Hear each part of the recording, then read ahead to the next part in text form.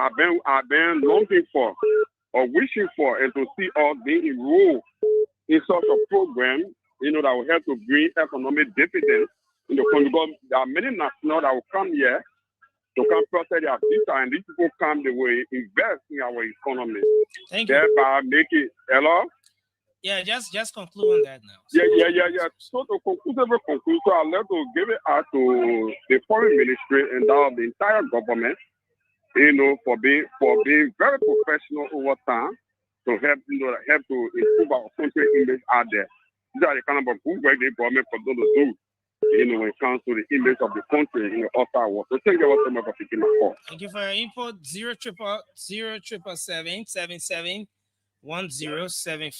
is the number to call. You'll be live. Hello.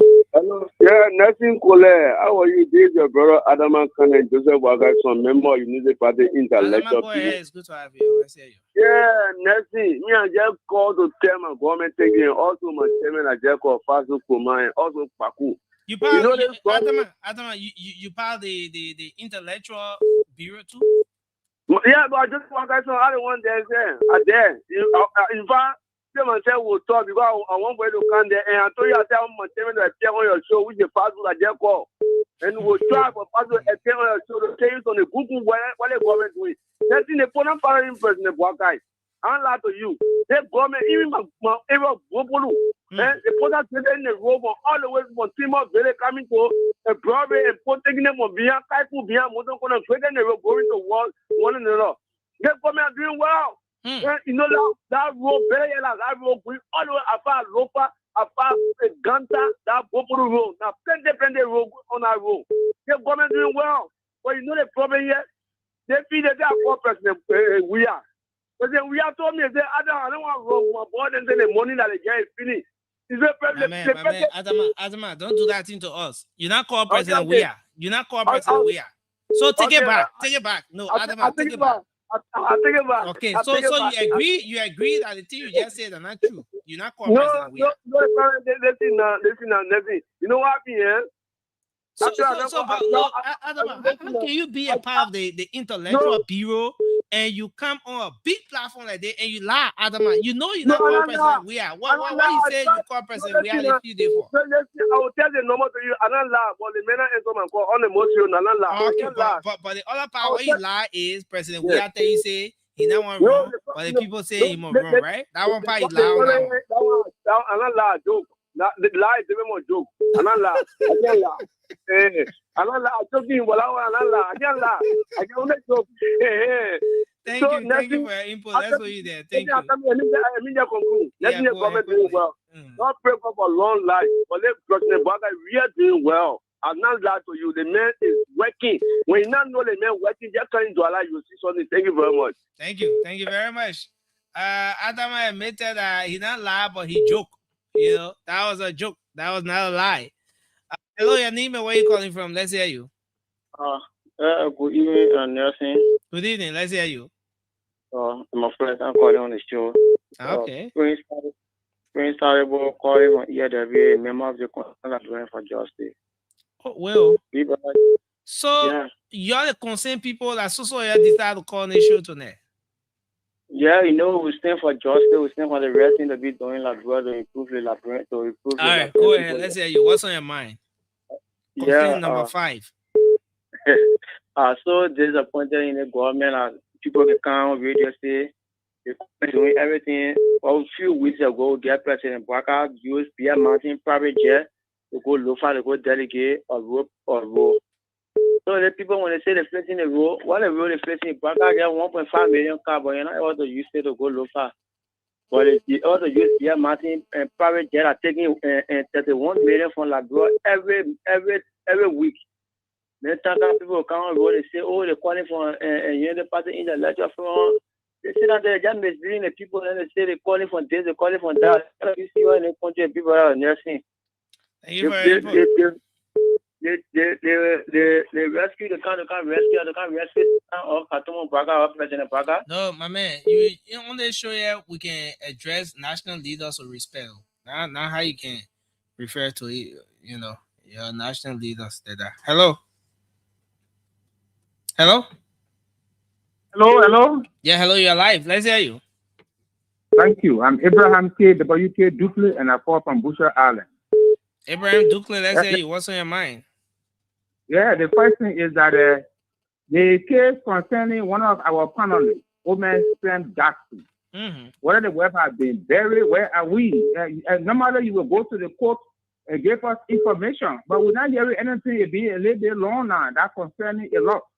The second portion has to do with it. Okay, wait. Let me just come in on that one. And you're right. All right. So there are some update on that. This on the Sam Jackson case. On the concern where you on the aspect where you're asking as to whether the wife has been buried. No, she hasn't been buried. You know that autopsy was conducted. The report from that autopsy is yet to be presented to be used in court. The case should have actually started yesterday. The case was initially slated to start tomorrow, which is Wednesday, the 3rd of June. But we're getting information that it's being pushed to a further date.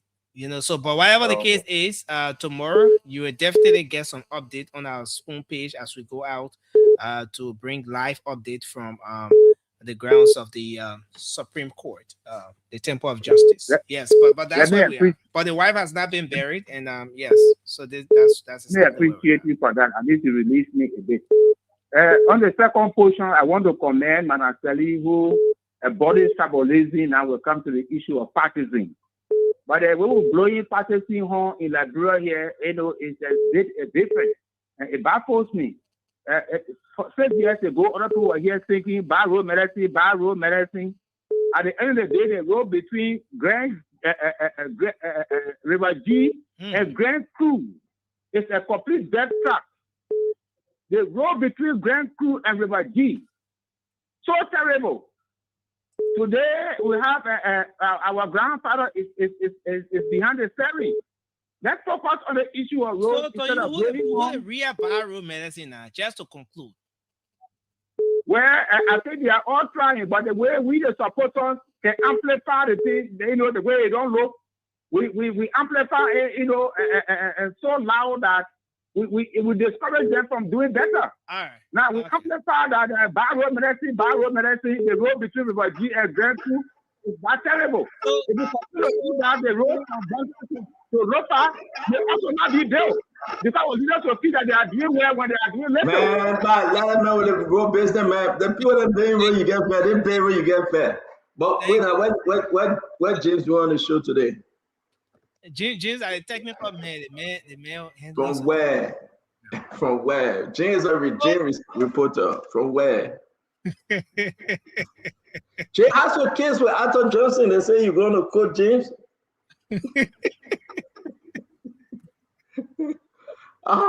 Jay, can you turn the case? Jay, can you speak? No, is that prejudicial? No, I don't have case yet. I don't have case yet. No one has reached out to me. The court has not given me anything. So they were ruled in default. No, they have procedures that they have to follow. Procedure what? You got lawyer? Yeah, lawyers told me. We are lawyer. We are lawyer. I'm making talk on no. I thought that's serious.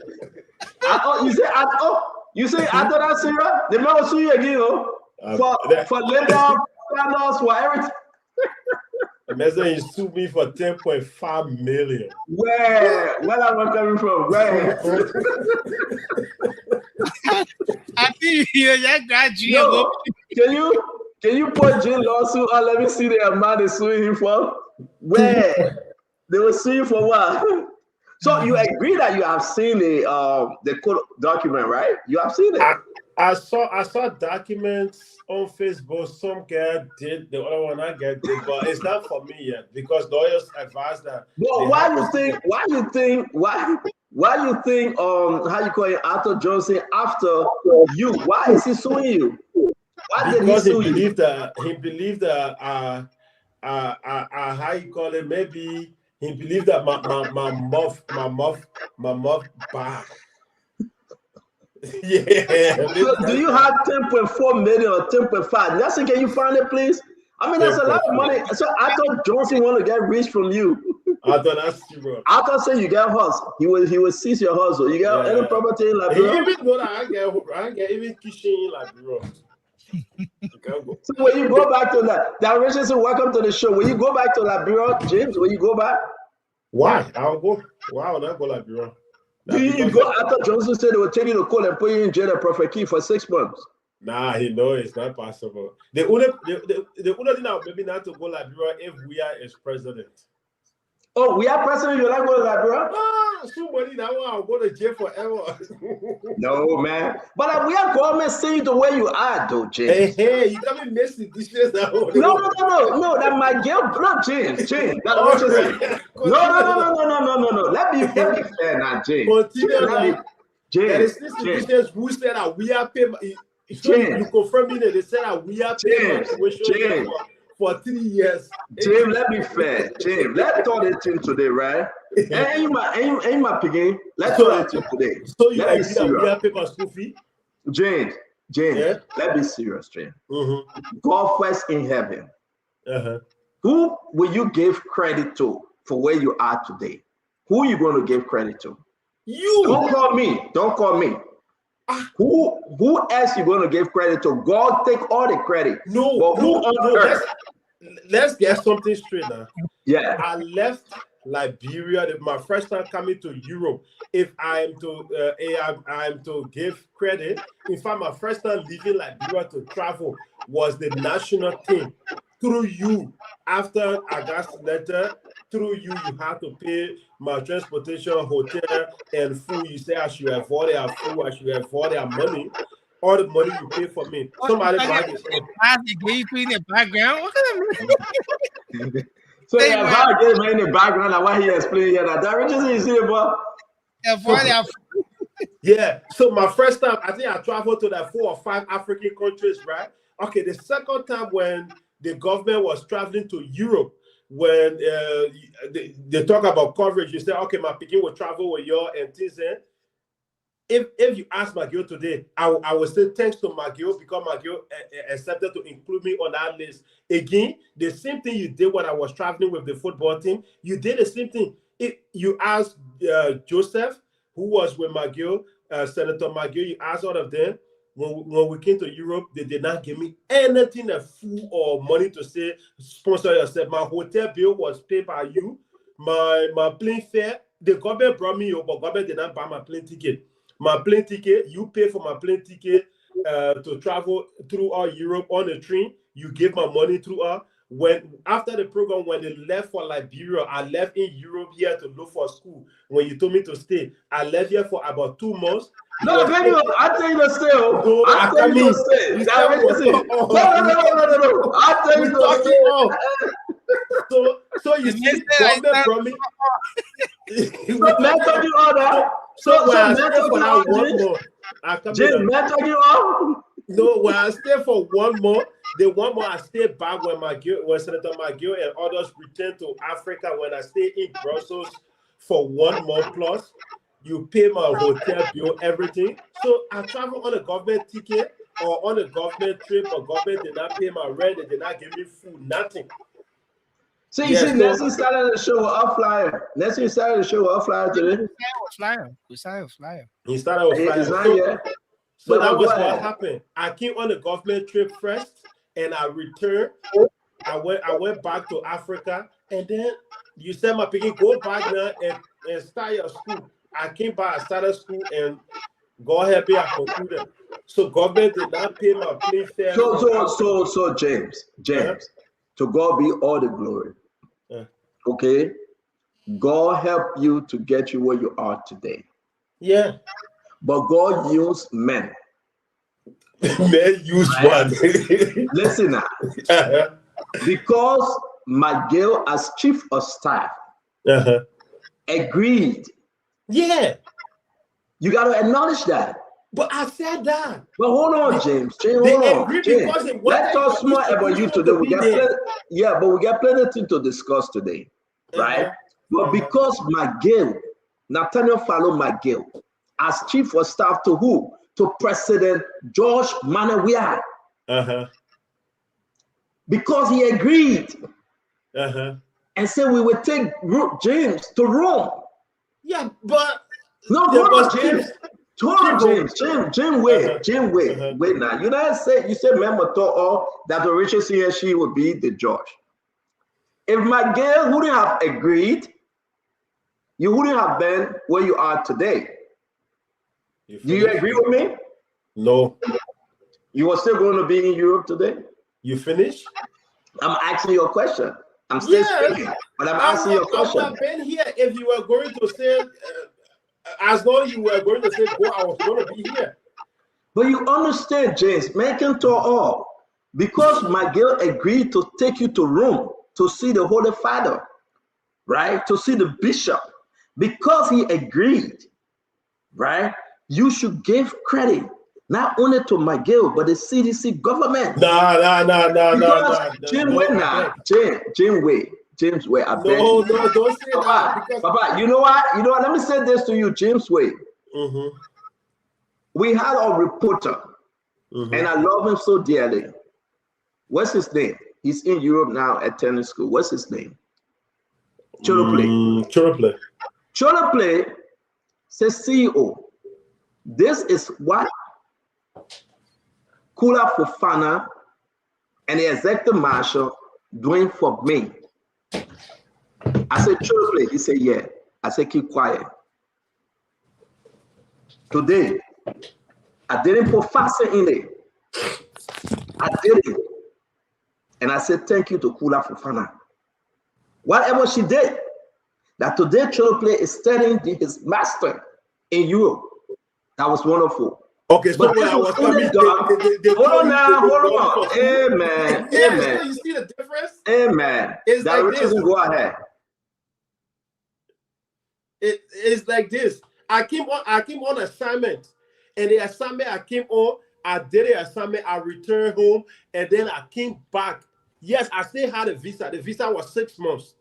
They gave you visa for 6 months. I did 6 months. Mine was 6 months. So I still had a visa. And when I came, I did it work. I did it work, and it was perfect. Everyone followed it. I returned. You said, my picking, you got to go back. Oh, you own another car? Okay, so that what happened, my people, I came with the government. The government accepted for me to travel with them. We were 2 journalists, me and no, but Jane, I get it things straight. Sorry that Richardson, you got to come in, yeah. Emmanuel Joe had 2A, he got ratting tea, they take a tea for him up. So maybe you will not to plan today. So let me say this, and the Liberian people need to hear it. So me and Judah Jeff, who the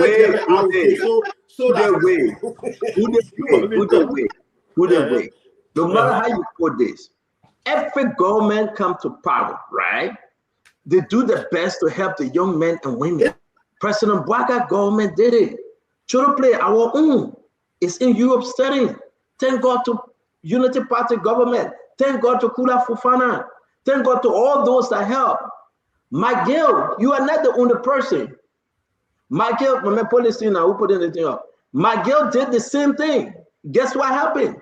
You understand? Now you are the only person. So many people in Europe today went to school, going to school. They were helped not only by Miguel alone, but under the CDC government, they helped them. You have to appreciate that though I had every financial resources to help you, but God used Miguel to say, okay, we will take James. Okay. And you know what you and myself pass through. We will take him to cover our event. That is the privilege that comes with journalism. Every journalist, every government right that comes to power, they will use journalists to take them to America. But then be grateful, James. Yeah, I'm grateful. I'm grateful to not that. To me. That team. Be grateful to God and be grateful to Miguel and CDC government. No, that's the way I'm coming. Hold on one minute. That under the 6 years, they appreciated you among so many. And you know beside Miguel who else helped you. You know the wire we pull. You know exactly what we did. And those individuals, ambassadors that help you, like I say Yembo and all of them, they did it because they saw something in you. But they were seditious working in CDC government, and they help you. You gotta appreciate that. I'm saying that is the reality. Yes, it's true. I came on a government trip. We were 2 journalists that came, and we both returned. That's true. In fact, they gave us, when you travel with the government, they give you service passport. When I was in Europe, Seditious placard my passport on Facebook. They said the government gave me money, this, blah, blah, blah. Yeah, but we understand that's the politics. Yeah, so I travel on a government trip. That's true. And it was a but notwithstanding though, James, I will say this to you. Dr. Richardson, you want to add here because we got plenty of things to talk about today. I want to say hello to my cousin Emmanuel. Sorry that you don't feel well. And Nelson, how you doing? You all right? I'm good, Dr. Richardson. I'm doing okay. Oh, good. They took your cousin rotten teeth. You get rotten teeth, they took it out. No, man, my cousin ain't feeling good. They make a rotten teeth, they call it 2A. You're 2A that rotten teeth. I mean, how you can do that? Like, see when I hear people talking about Mr. Comey say he collaborated, but he can't be vice president. What Mr. Comey trying to say? What is it? What Mr. Comey want to say? Tell me they make a rotten teeth, they take care, he can't talk to him well. The air will go in the teeth. The air will go in the teeth. But Mr. Comey, I will be glad. You want collaboration? You will be vice president? You will be, which one you say? Then my brother Emmanuel George in chat room saying, my man, you're telling that thing now, Mr. Comey. Listen, whenever you try to explain what your political leader say and what he didn't say, that's a problem. That's a problem. Not because you and a regime journalist. You can get bad with regime journalist, Jim Goodness, turn the political leader conversation around. The political leader never said in that speech that he's not going to be back. Don't let air go in your teeth, man. Don't let air go in your teeth. The jet to your teeth. Don't worry, the doctor said he will see me next week. You might get key for the med teeth. You know, when they take you out of, they have one Nigerian doctor, dentist in Redemption Hospital. When he take your teeth, he can show you the teeth. You can see the mercury, the big black hole in the teeth. The man said the teeth, I'll put the med teeth up. They took out the med teeth. The man why your blood is short because the doctor told me that he will have to do it next week. Oh, so the patient is telling me that what? The man teeth so bad that they had to give his antibiotics just for it to cool down, and they will do it next week. The man teeth so bad. Film changing the story. They get a man 7 days antibiotics. 7 days. Yeah. The pound one that can you send me? The pound one can you send me that one? Yeah, man, you change the story. I'll change the story quick. But Dr. George, your TRD, you stay control for Cummings. We read that Cummings. I mean, it's a real Cummings. Cummings says something, right? Could they post what Cummings said about the video, everything, the football team, everything? Listen, Cummings shouldn't repeat the 2023 narrative. Cummings is a player in this 2029 politics. But you know some players, I'm going to say this to you, they are overly ambitious that they will not perform. Look at PSG and Arsenal. The man sure scoring the goal. The man kicked the ball and went over the bar. He was overly ambitious, but he has some anxiety in the moment. When I'm looking at Mr. Cummings having some anxiety. You got to speak plain, simple English. Now when they ask you, then you say, oh, I'm collaborating, but I will not be vice president. No, the two things cannot connect. It cannot connect. And we got to tell Mr. Cummings. Why? No, it cannot. It cannot connect. That is a misquote. I'm glad you have the video and you plan to show it. That's I don't have the video. Send me the video. Mr. Cummings said that we have to go into contract, and he listed what he will be looking for in a contract. Man, when I get to it, let's bring Cummings Special Assistant Russell here. Cummings Special Assistant is here, Russell from Minnesota. He represented ANC Minnesota. Let's bring Cummings. Asado is here. Kanye Bala joining us. But besides Mr. Cummings, right, and what he said, though, it was shocking today. Thomas Fala is in India. I spoke to Thomas Fala for 48 minutes. Thomas Fala now in country there is no quorum. The House of Representatives, no quorum. Everybody refuses to go to work. They don't trust Richard Coon. They really don't trust him. No, Thomas Fala get the money. Took the money with him. That the money can. Fala took the money. There's no quorum. What kind of country we got so much? What kind of country we got so? Fala took the money. There's no quorum. I mean, so listen, like I told somebody, right? That whole thing about Nimbo that political party. Nimbo will be a political party.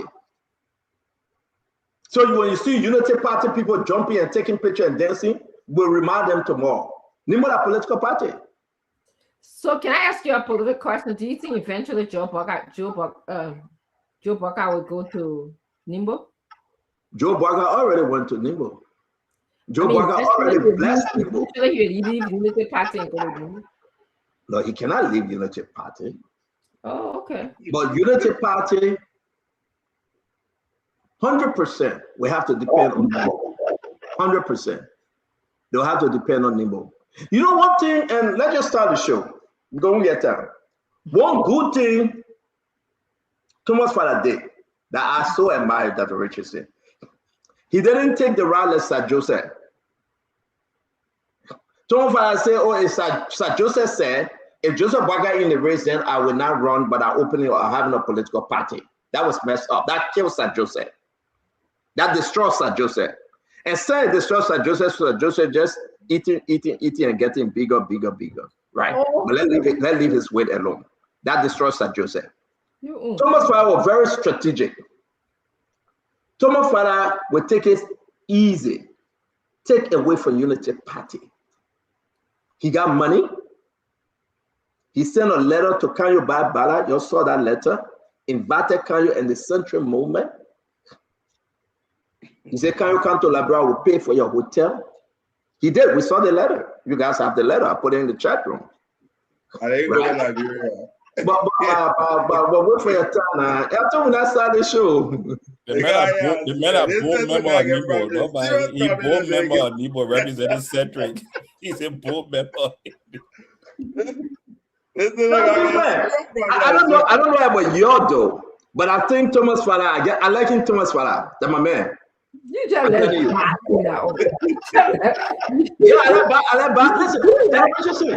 Listen, Richardson, you see why I like Snow? You can say your own. If you are cat, be cat. If you dog, say you dog. You cannot be cat dog. Once I know who you are, like I know Kanyo. Kanyo is a hustler. Oh, he get hard, eh? Okay. He will not shit. He said, I support Joseph Boakai. Take a look at right now. I'm supporting Joseph Boakai. That Kanyo can never be a dog. The day he get tired with Joseph Boakai, he gone to the next person he wants support. He can never be a dog. No, you got too many. You got it's not Joseph Boakai. You get tired. You got too many. You make the two of fun. That keep it around. Don't get spoiled. You get too many Cador politicians. And Fraser Humani is right. If you want to go in this thing with contract, go in with contract. If you think that you will serve as vice president, say okay, let's talk on the side. If you think that the people look at Musa Belete, and people are following Musa Belete today. Most of them they are Cador. Look at Jacob Jara. He left CDC. He go to Musa Belete. From Musa Belete, he come to Unity Party. The man are Cador. Jacob Jara are Cador. And you're going to say, well, oh, Jacob, now you are talking about Bangura. Sorry, Jacob. I didn't know, Jacob. I'm sorry. Not you. Sorry, Jacob, right? No, Jacob. Jacob, not you. No, I said, Jacob. I got problem. No, not Jacob. I'm talking about Bangura. But the city of Jacob left CDC. Where does he left CDC? And Joseph Boakai, NDP, you went to UPP, you went to MP, UP. so no problem. You are, you can't talk. We are intellectual movement and he went to CDC. I mean, everybody got to hustle, but He guys, was welcome part to of the Spoon Talk. marketing team. Another beautiful edition of the show coming up today. Today is Tuesday, the 2nd of June. I said, though, welcome. We don't know when you're coming back to the state. We hope you can come back soon. I heard that the children are crying. I don't know why you left, but God knows it all. We wish that the family is well. Your mother is okay. I heard that your mom was sick, so you left. But the woman well now you're refusing to come, and you know, maybe the community team are holding you. My brother Russell, it's good to see you from Minnesota, Russell. I know you gave us update on Lone Star. You gave us update on your bid for the Congress, the seat at the Minnesota House. Again, welcome to the show, Jacob Jada. Always, it's good seeing you, my brother Jacob. Good Day is here to talk about his lawsuit. The lawsuit came by way of Arthur Johnson, $10.4 million lawsuit. I wish you well, Arthur Johnson. You will not get faster from Good Day. We wish you well. Good Day saying going back to Labrador, they got to tie his foot and his hand to send him back. He ain't going back. Kanye, it's good seeing you. Guys, we're going to keep it open today. We got a lot of stuff to discuss. Of course, the Mr. Cummings statement, making rounds, the House of Representatives as well. But something is taken back. The fight from Amara Kone pointing to LTMI, another LPRA versus NOCA. LPRA versus NOCA. What's going on? Fabien, who have the right? That thing about right, we have to discuss it. And you understand that LPRA say they have the right, they should do that, you know, the research and the exploration and everything. NOCA is saying they have the right, but if you take that from NOCA, I guarantee you NOCA got no function. So what is Gloria Muslimska, the board chair, saying? And what Fabien saying? We get the statement from Fabien. We'll be sharing it with you guys. And again, the LPRA folks led by Miriam, I think that's her name. Is she right? I mean, there's a lot to discuss today. I want to welcome all of you. Tell me what's on your mind. Let's do this under 2 hours, folks. We are getting older. How old am I? I'm 50 right there, Richardson, or 51? No. Richardson, what you say you not know? I said, oh, all right, I'm 50. But you was celebrating my birthday. They didn't say, how you supposed to know? All right, only your two cousin birthday, you know about your business. So I want to say welcome to the show. Let's have a great show, folks. What's on your mind? What's happening out there? Let us know that we can make this part of the discussion. Another thing, though, before I let go today, somebody asked me, Stanton, what's the update of the border? I say, I don't know. How do you not know? Do we have any update of the border, or we just forget it now? Another thing in the news, out of 50 countries, Liberia were also selected. The whole embassy, the U.S. embassy, will be used to issue visa. That's a great news for Liberia. Well, Russell, we don't have to go to Guinea and other countries. They have to come to us. That's a great news. That's a great international news. But the devil is in the details, though. The devil is still in the details. But we're going to discuss it. Dad Richardson, welcome to the show, man. What's on your mind? Thank you, Stanton. I look forward to having a wonderful show. I just want to welcome all of those who are listening to us by way of TV, by way of this network, by way of YouTube. I hope it's up this time around. It's been a long day for me. I'm back to reality, working after a great vacation. So I'm gonna just, listen and give my feedback on to issues relating to Liberia. I'm happy that I'm here to ask a lot of great questions. That's what I'm schooled for. That's what I'm good with, asking good questions. Doesn't mean that I don't know the answer sometimes, but it's to make a point. So thank you. Dr. Richardson, thank you, Excellency, Your Excellency, Dr. Special Princeton Chinua Richardson. Thank you very much. Emmanuel George, what say you from your camp, the ANC camp? What's up? Oh, we are excited. Today is a wonderful day. The political leader, Mr. Alexander Benedict Cummings, had a great interview. You see, there's this saying in Liberia, nobody throws stone at green plum. When a plum red, that one is start throwing stone. So when you see regime journalists then sending stone today, it means that plum is very red. We are excited to know that they are stone thrower around. But Mr. Cummings had a beautiful interview. He embraced collaboration. He shared that the ANC is willing to collaborate. He shared the standards he will be looking for. But he shared something very important today. I don't know what Kanyo you hear. Have you heard of the Liberia Reading Season Corporation? That's the new name that the LEC is about to carry, Liberia Reading Season Corporation. Thank you. Thank you very much, my friend. Thank you. Kanyo, it's good to see you, man. Yeah, same here, CEO. It's always a good thing to be back on Liberia's premier platform. Let me say good evening to the fellow panelists. CEO, as you always point out, we are hustlers, so sometimes when you don't see us around, we are out there hustling. But whenever the time is afforded us, we return and contribute our own 2 cents to the national discourse. Very quickly, I'd like to congratulate Deputy Speaker Thomas Fala on the launch of NIMBO. I think it was a massive affair. Anyone who underestimates and overlooks NIMBO as a political force is doing so at their own detriment. I'm so happy and fortunate that he and I find ourselves allied around President Boakai and supporting President Boakai's second-term bid for the presidency. And I'm very confident. I know what Speaker Fala can do. I know how he's able to mobilize. I know what he's done in the trenches. And so NIMBO is a very much welcome feature on the political scene. And as the centrist movement, we look forward to working very closely with Deputy Speaker Fala and other like-minded individuals to ensure that we give President Boakai his second term. Beyond that, it's good to be here to talk about all things that benefit Liberia.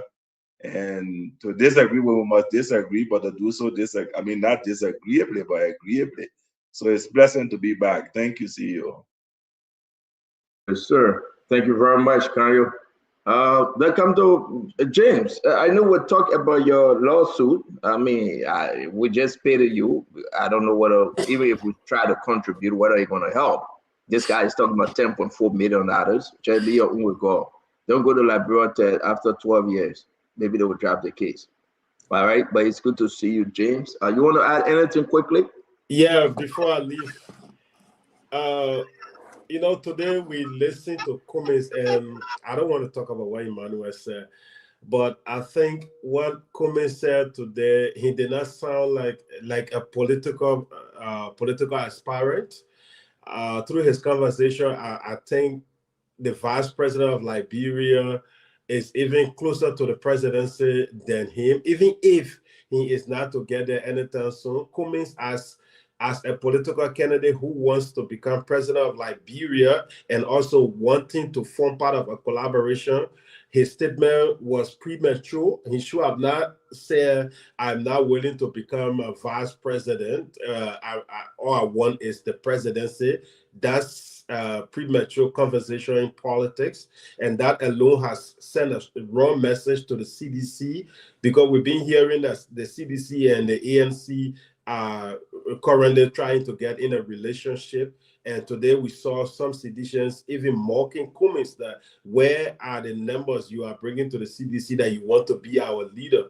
And that alone will cripple Cummings. And I'm happy for that anyways. I'm happy because it's going to help the side I support. I support the Unity Party, and it's going to give Unity Party a boost. I will be happy if they kick him out, and I know that is going to happen, because the CDC will always want we have to be their leader. So let them keep coming out. He will have nowhere to go, because Musa is just representability rather is just another helping rep who will be there to fill the gap. So those are not people we're going to be thinking about.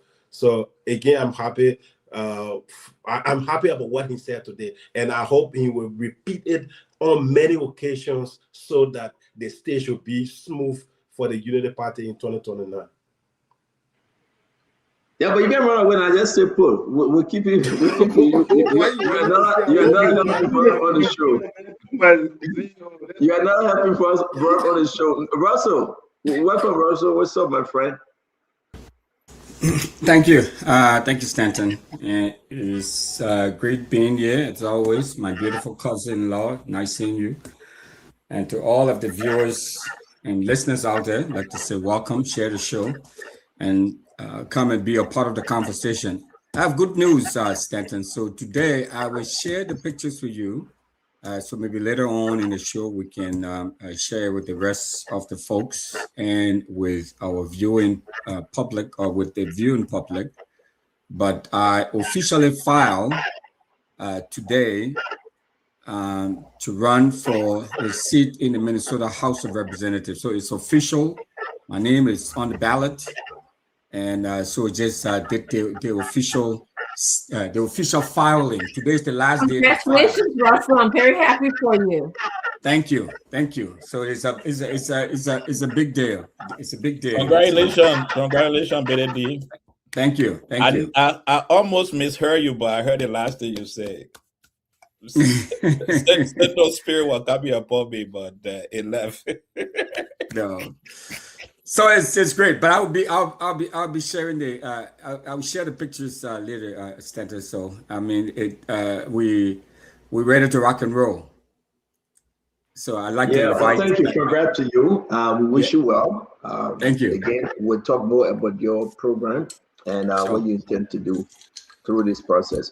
Asado, welcome to the show, my friend. Thank you. So to start off very quickly, the Congress for Democratic Change values and appreciates Mr. Adesanya Cummins' voice. And we do believe that President Boakai will be booted out of power with the collaboration of Mr. Cummins, who spoke very well today. As far as Mr. Cummins knows, he is running for president, and he said it, I'm running for president. Nobody runs for vice president. If the time comes that collaboration is necessary, everyone will look at their sides and things that they're interested in and form a collaboration. And that was a good speaking, very presidential, and a guarded person. The Congress for Democratic Change appreciates that, and these are the kind of genuine people we want to work with. We don't want to work with people who comes out with white teeth, but then go at the back with black heart. Mr. Cummins presents a very clear-hearted person, and those are the collaboration we are looking for. But very quickly before I end though, today NEMOT released a statement, launched a project, should I say, and it was shocking to know that NEMOT is attaching lie to this government. In that launch, NEMOT said the government has lied to Bond County about 85%, lied to Magibi about 95%, and lied to one other county, I can't remember, some 79%. Average of that will be 85% lie. If a government can lie up to 85%, only telling truth 15% of the time, you know that government is a damn well liar. And what does the report say? The government came from nowhere and asked counties to develop counties program, and that the government would make a contribution towards the cost of implementing those county programs. All of those people in the counties worked their butts off, went all across the place, developed programs, costed the programs. For instance, Bond County had a 10 million. The government said, okay, we give you 5 million. But the government only gave about 700,000 into I mean, you are not explaining that. What's on your mind, we'll get to the story. You can't tell wait, that is what's in my mind. The government, the heading is that government lie 85% of the time, and I know people will say, "Oh, no, don't say that." So I wanted them to understand the lie I'm talking about. You bring your topic all we're discussing. This thing hard, man. It's not a topic. Tomorrow we'll talk about that. I just wanted to put it out that people say the government can lie. So you brought it up, but you want to talk about it. You brought it up, but you want to tomorrow we talk about it. But the headline, we got to read more of the program that don't have lies the government to. But Nemo is saying the government can lie up to 85% of the time. All right, Jacob Jala. I mean, welcome to the show, Jacob. I saw that Sedition was beating you because you posted something and it went after you. I mean, what's going on? I told you you're part of the CDC family, Kayo. The man posted something with elevated posts and CDC were all over the man. I mean, CDC serious though? Nobody can correct them? Jacob. No, not yeah. If the number of CDC people were unhappy with me, but now when the CDC United Party people say unhappy with me, so I was enjoying my moment today. Yeah, no, but and I use it that Joy, we are too arrogant about the BCDC. Yeah, I said that. I want to make this the first topic, but I want to give him a chance. I want to put it up because he spoke from his heart. Whether it was true. Because whenever Jacob speak, a man from Bon County and Lofat, they speak under the utterance of what they believe in. That's it. They believe the traditional route. So Jacob wasn't just speaking. Jacob can checkmate Asido and Kev Hassan on the show. So for Jacob to say, Joel was too, what? Arrogant. Yes. I mean, Jacob, talk to me. No, step down. James, can you get me Jacob post quick? Let's put it up before the post say we're making something up. Jacob, I hope you didn't delete it. Step down, you're right. You know me. I can tell anybody I'm a very free mind. I have no animosity, nothing, but I think very freely, especially on political matters. And I have my views, despite my friendship. So I think there was an analysis about why the Unity Party won the elections. I think Mr. Jalibat projected a point that he would achieve strategies, and then the Unity Party strategy led to them. And I tried to differ with that and said that one decisive factor that determined the outcome of the 2023 elections was Prince Johnson shift, right, to the Unity Party, and of course his fallout with the CDC. And of course I argued that Mr. Weah was his own worst enemy, and he played a pivotal role in the fallout with Prince Johnson, which ended any potential of him winning the 2023 elections. I mean, there were a lot of factors we can talk about and all of that, but I argued that there was the most decisive factor. And I argued that Mr. Weah's arrogance, and I made that argument, contributed to that fallout. That's my view. I mean, people can disagree and agree with me. I don't care, but that is my point of view.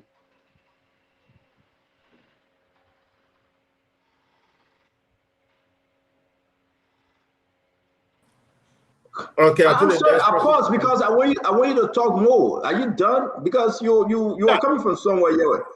So Jacob, I heard your main point. No, Dr. Richardson, way small. I beg you, Mama. You see, when we do this, let's get Jacob the chance. He was coming from somewhere, and we got to put this thing. That's what I wanted to do. I wanted him to repeat himself. I only heard one point to say me too. Yeah, but this is what Jacob, this is you, right? This is you, right? Yes. Can you read exactly what you posted? Yes, I said also, because I wrote another post, but this one I said no UP strategy made PYJ leave Weah. Weah threw PYJ away into UP's lap due to political stupidity. UP. So that one you right there. That one you right there. I mean, Jacob, look at what you just said. Yes. Into UP's lap due to political stupidity.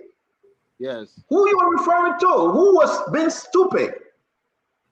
I think the CDC decision not to No, I don't think, don't make it as general CDC yet.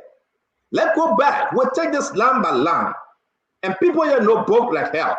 Dr. Josh, Dr. Richardson, they get Dr. Degree. Councilor Kanyo, Congressman Russell. I'm not going to talk about acid door, but we'll go to the people with Dr. Degree, right? You said also. Yeah. Also, and this is also that conjunction connecting one paragraph, right? People will say that. You can say preposition conjunction. They also. You said no UP strategy made PYJ leave Weah. Yes. But then you said Weah. You didn't say CDC. Yes. You didn't say Mr. Weah. You didn't say former President Weah. You said Weah threw PYJ away into UP's lap due to political stupidity. Yes. So you are referring to the former president. Of So course, let me hold you right there. No, let me hold you right there. Am I correct, Councilor Bala? I think you're very correct, and Jacob is not backing down from what I hear. Jacob is manning up and standing up for what he wrote. So let's hear what his reasoning is around the issue. No, I gotta give everybody the chance because we're moving in the topic. Dr. Richardson, you teaching so many students, you're in one of the Catholic university, they will fire you if you made a mistake. So there's no mistake in this one. For almost 19 years, you've been making money for the Catholic people. But talk to us now. The first line, yeah, they're almost 19 years. The woman been making money. She had capped out. She can't make no other increase again. They cap her out. Jesus 6,200 she make every every month or so. But Dr. Richardson, look at this thing. The first line, what say you, Dr. Richardson? Well, Jacob is stating he backtracked and said that he read a post. And this post was boasting about UP strategies, and Jacob is saying that he disagrees with the post. There's no UP strategy that made UP to win, except that PYJ left WIA, and he felt like with PYJ being a part of WIA's party, WIA had a great chance of winning. So that's what he's saying. WIA threw PYJ away. And another point that he made said this was due to WIA's stupidity. He said political stupidity. So that's the point. He was just for CDC though. You think your political leader welcomes such a remark from Jacob, Dr. Richardson, Musa ability? You think he welcomes such a remark from Jacob? Two things Jacob said here. Jacob said, number one, that he's a free thinker. He does not back down for anyone. He doesn't back away. And then a couple of weeks last week, I heard him very loud and clear. If he has access to a political leader, he will tell the political leader how he feels. And the only reason why he criticized people or political leaders on this show is because he does not have access to them. And that's the nature of this show. So I do not think that Jacob. Do you agree with Jacob on the first line? You agree with what Jacob said? Like which part? There's so many you say you talk about. No, the first line. The first line. The first line, no UP strategy made. The first line, yeah. PYJ is not due to political stupidity. You agree with what Jacob said? You said what? Say that again. You said. You agree? You guys from CMC. Is that something as a global chair you would say concerning referring to President WIA that it was political stupidity? I guess I have to explain to you the nature of political parties in Liberia. Okay, people join political party and they have their own views, and so you don't. It's not like a competition where you admit people. So sometimes you don't know who coming into political party. Political party, as you know, is about numbers. All right. And so it's an open kind of door policy in Liberia. Now, you will have people like me, people like Jacob, people like Musa Ability, who will work in the interest of the Liberian people. And that's what our initial goals and we strive to do, to make Liberia a better place. Yeah. Do you agree with Jacob? Do you agree with Jacob? I agree that Jacob is a free thinker. He speaks his mind. So you agree with what Jacob said in this post? I agree that Jacob is a free thinker, and he's. Is that something that Musa Ability endorse? Is that something that Musa Ability would endorse, though? I can't even speak for Musa. You know very well that I can't speak for Musa.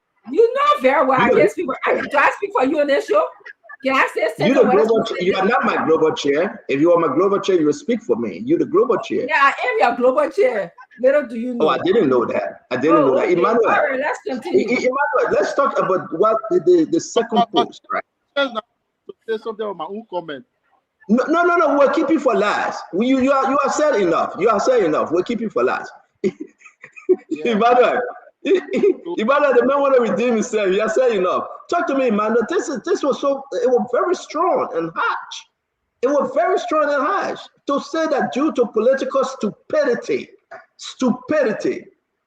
UP couldn't believe their luck. PYJ stayed with WIA. UP has zero chance to victory. WIA wins over 70% vote margin.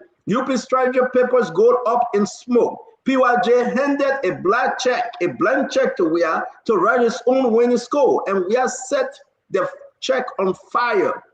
This is the political football mess of the century. Wide open poll. He called Weah like 3-4 times in this post. Jacob was directly talking to President Weah, the former president. Make no mistake. The Musa saying, is that something they had in the corner, CMC discussing in the chat room? Emmanuel George, but what's this thing? Because you look at Musa now, he leaning towards Thomas Fala and Regime Speaker Richard Coon. He built on that relationship. They not put the man on 6 different committees. The men are talking no more. He's not fighting no more. He's beginning to be a regime Musa representative now. But talk to me. Is that something Musa doing now, leaning towards Joseph Boakai? I heard that he was scheduled to go meet the old man. Whether he did or not, I cannot confirm, but we'll look into it. Talk to me, Dr. George. What do you think about Jacob's statement here? It is from somewhere, though. Well, Jacob is sharing his opinion on what he believes happened during the last elections.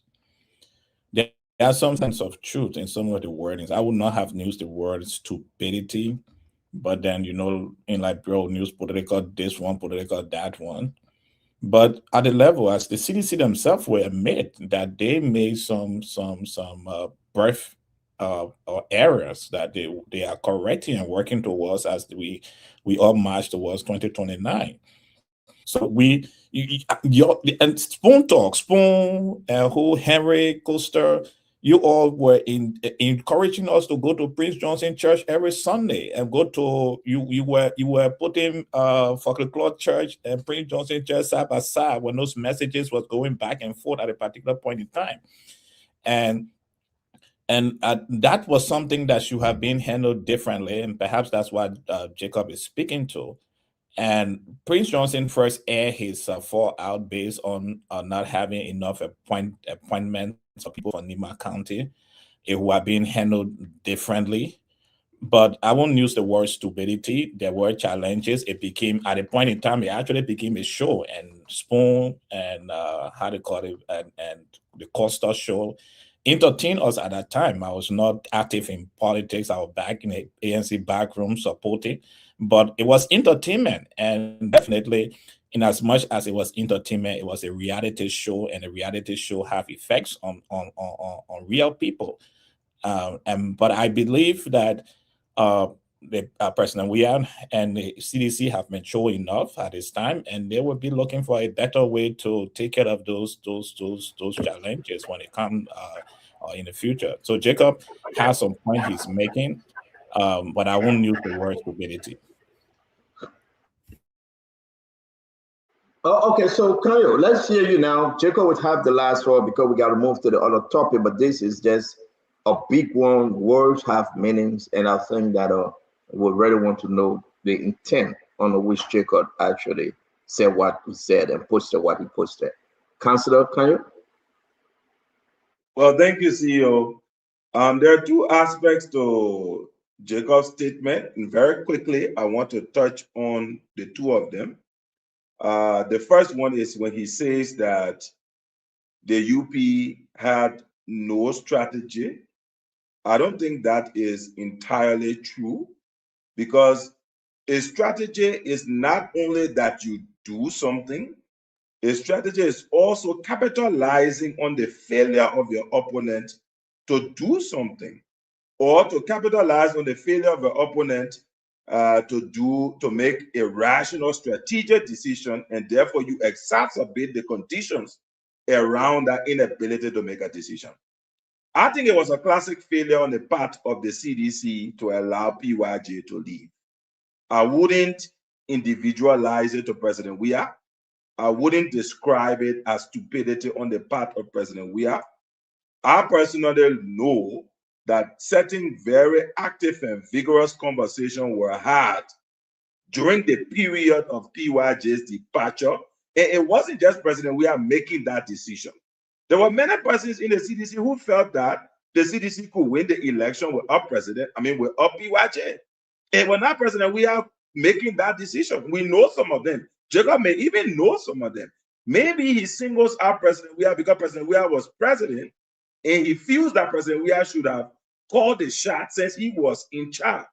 But it wasn't just President Weah. There were a lot of people who said there are other people who can give us the key to NIMBA. We don't need PYJ.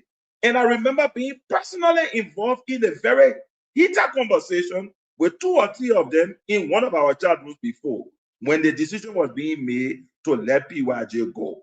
So I wouldn't say stupidity on the part of President Weah. What I think probably would have happened is that, overwhelmed by some of the people around him who feared the PYJ influence and wanted to see PYJ go, he decided to play with the team. And I wouldn't call that stupidity. The last part, like I said, UP did have a strategy. Because when you make a monumental mistake, like allowing somebody who brings to you in a bag that amount of votes to go, then if you notice, in the early days of the election, UP propaganda was targeting PYJ a lot around different things. They were on his case. The minute the relationship between PYJ, when the war was on the street down, there was this fracture in the relationship. UP seized the attacks on PYJ and they went quiet. That is strategy. You see your opponent making a classic mistake, you allow the mistake to happen. In fact, as we say, you pour gasoline on the fire so that the mistake is made. And I believe that's part of a strategy. So you can say that they now have a strategy. And the final part, look, UP fought a hard elections to get to where they got. Yes, God first, because I believe ultimately, having looked at the election, that the Babe himself decided that President Boga will be president. Because the things that happened. Thank you. We'll come back. We'll come back. Yeah. I wouldn't call it stupidity on the part of President Weah. There was a whole group of people who wanted PYJ away from influence, and they stood before that process, and CDC lost the election, and the rest is history. But thank you, Cairo. And the rest is history. But that history will repeat itself. People are thinking twice right now. Let me bring in my brother Russell. Brother Russell, this one, sorry, I don't know. I read it. When I saw what was posted, Russell, I was thinking, I said, what did Jacob eat? What did he smoke? How did he sleep last night? Is he okay? Can we check his temperature? Can we send him to the hospital? Because that was very strong. That was very strong, Russell. I mean, what say you? Thank you, Stanton. No, our friend and brother and current panelist obviously has a sound mind. You hear on this show night in and night out. His articulation is very brilliant and to the point. So he knows what he's talking about, and he was speaking in euphemism. I'm not going to get caught up and get mad because he used the word stupidity. He was using a euphemism to describe the situation. I thought it was pretty clever. I thought it was pretty a sound analysis. I know sometimes we get hung up on some words, and we act like they're about to kill our ma or pa or something like that. I didn't see it at that, and especially for somebody who was on the front lines and in the midst of a lot of this policy decision. I think he's clearly in a position to articulate his views the way he did, and I can only respect it. You said Jacob was on the front line? I mean, he was. Which front line Jacob was on? Front line for who? CDC? Kyle, was Jacob on the front line for CDC? Oh, Jacob was actively in the front line. Jacob is a founding member of the We Are Intellectual movement. Okay, I just wanted to know. Okay, thank you. Let me ask it though. Yeah, I mean, ask it though. Let's say before Jacob close on the one. I'm going to say my own piece. Good day, I will come to you. Let's listen to Asido first. Asido. Well, so Stanton, let's clarify something here. Prince Johnson's leaving the CDC was not based on any strategy from anybody. If a certain meeting had taken place, Prince Johnson not left. Prince Johnson only left because of certain meeting that didn't take place, and the meeting didn't take place because of miscommunication, scheduling differences. Jeremiah Kung is a friend. Please go ahead and ask him. That was the day Prince Johnson told Dijon to leave. Nobody from nowhere had any idea to do anything. They didn't even know what was going on. Now, let's come to Jacob Jala's post. Jacob Jala was responding to what his name said, the guy from Nokai, Bwaka Jeriba, who was writing something that no one was understanding, that he was some chief strategist that put all UP together and made UP one election that made Prince Johnson go. And Jacob said that was a blatant lie. Of course, that's not just lie, that's craziness. Because nobody had no idea on what was going on with Prince Johnson. Prince Johnson left because he felt certain meeting that should have taken place didn't take place, and after they told him it was because of miscommunication, misarrangement, he got angry. But I think everybody here can bear it. President Weah did everything a person could do to earn the trust of his own father, Prince Johnson. And at least you know about this. Before Prince Johnson even passed out, Prince Johnson absolutely had a meeting scheduled with President Weah on that Saturday. Prince Johnson was going to President Weah on Saturday. You can ask the family, you can ask the associate, you can ask Jeremiah Kung, he will tell you this. Now, Prince Johnson was going to that meeting to mend fences with his son that Prince Johnson felt he actually didn't take the right decision to leave.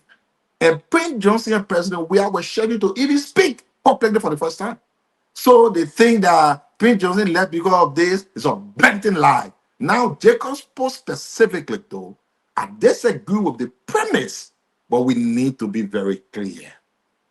Jacob Jala did not refer to President Weah as an individual. President Weah is the former president. Jacob Jala will respect President Weah and he will never insult President Weah.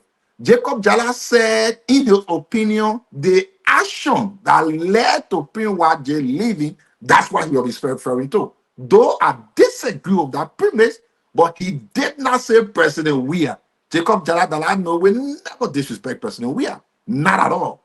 Not at all. You can put the post back again. Let's read. He said the political decision, the action. Say, for instance, I can come up here and say our action, here you go, or what we actually were due to political fund. He's talking about the action that actually happened, not actually referring to President Weah. Jacob Jala will never insult President Weah because President Weah is a statesman and man that deserves respect from everyone. I say, can you read it again, please? Yeah, I just read it. President Weah, he did put President there. I'm the one putting it there. I say, can you take your time and read it again, please? That's what I'm saying. He didn't put President, but I'm putting it there now. President Weah threw PYJ away into UP's life due to an action, due to political, like he said. No, like you said, read the whole thing. That's what I'm saying. Due to political stupidity. If you go to school, the teacher said read them, want you to skip. Read everything. I'm reading it. You are not muting the echo, and you're not giving me a chance. Again, President Weah. So just read it for them. So we're waiting for you. Read it now, start to finish. President Weah threw PYJ away into UP's life due to political stupidity. That's what he said.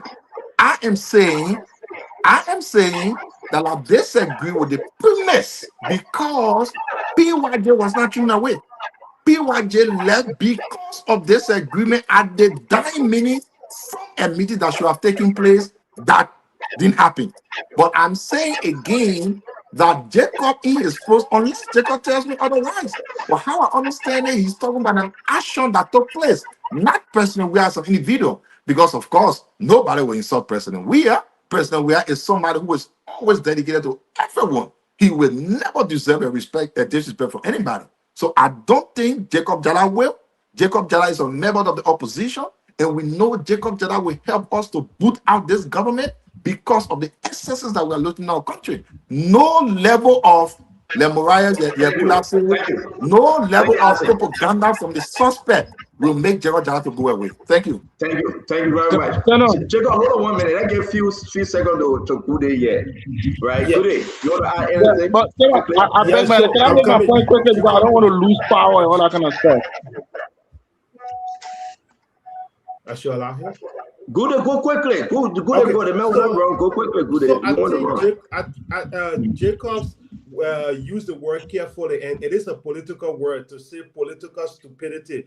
That is simply telling you that people who took decisions or who follow ideology that did not go with, fight or logic in society. So we were in Liberia.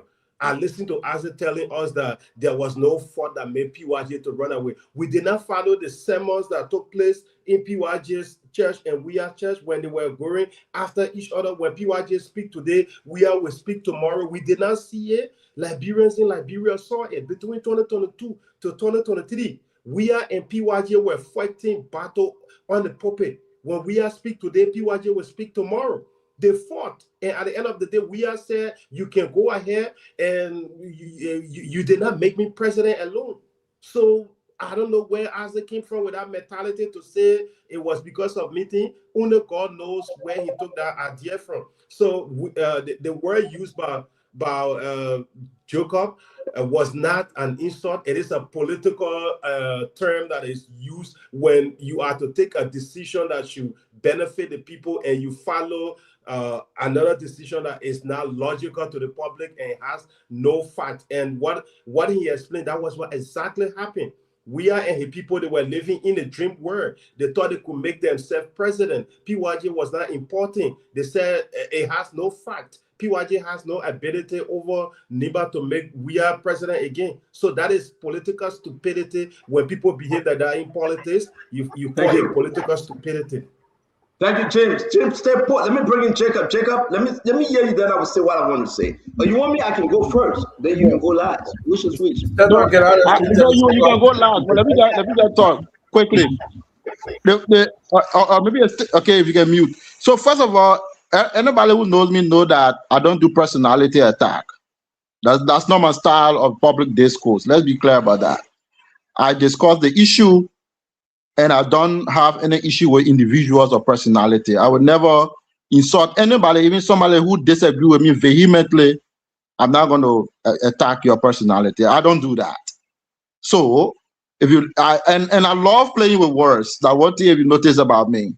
So I was making a metaphorical statement to say the decision, not the individual. I'm talking about the decision that was taken systematically. I was around the campaign. You could see, who they talk about, it was a systematic attempt to keep Prince Johnson aside and not to consolidate Prince Johnson after he supported the CDC in the 2017 elections. So for me, I saw that to be politically S-word that I use that people maybe don't like. That's why I was saying, I was making reference to the decision. I was not making reference to the individual. I don't think Mr. Weah is stupid. Mr. Weah is an intelligent man. I have the greatest of respect for Mr. Weah and all statespersons, or all Liberian, all human beings. I would never insult anybody. So I was playing with words and making reference to the decision. If I'm president, I'm running on a ticket. And the reason why I put President Weah name in the polls was because it was President Weah who was running for re-election. And we were picking that right early at the time when Ellie was going for re-election. Many United Party people were making all kinds of suggestions. Ellie used to say, look, let me tell you, I'm the one on the ticket. I'm the one running for elections. I will make the big decision for my campaign. So I'm saying there were people around Mr. Weah who had position about Prince Johnson, but I expected him to step aside and say, ladies and gentlemen, give me a chance. I'm the one who running. I will make the decision. And the ultimate decision should have been, as we saw it to be, a beginning of political suicide to ensure that Prince Johnson was on the side. If Prince Johnson was on Mr. Weah's side, he would have defeated the United Party in the first round of the elections by over 70,000 votes. To allow Prince Johnson to go down the end of the electoral process, and I consider that decision as being politically stupid to allow such a decision to happen. That was the argument I was making. I was not personally attacking Mr. Weah. I will never do that. I can never do that. That's not even my style of discourse. All right, Kev, come quickly, Kev. Let's hear you, because I got to respond to Jacob. I don't believe what Jacob, let me say hi to everybody. If I was you, I would take it back, because you did insult the president. Your first post, you call the former president arrogant. Stanton pull it up. He attacked the president personally. He called him an arrogant man. No. Stanton put that post on, let the man take it back. No, Kev, you gotta wait. That Kev told you will make correction tire. Hold on 1 minute. Yeah. Kev, hurry up. He went and attacked the president personally, the former president. He said due to arrogancy, to meet with this. He said a lot of things. He did 2 posts. I don't know if Isaac saw the first post.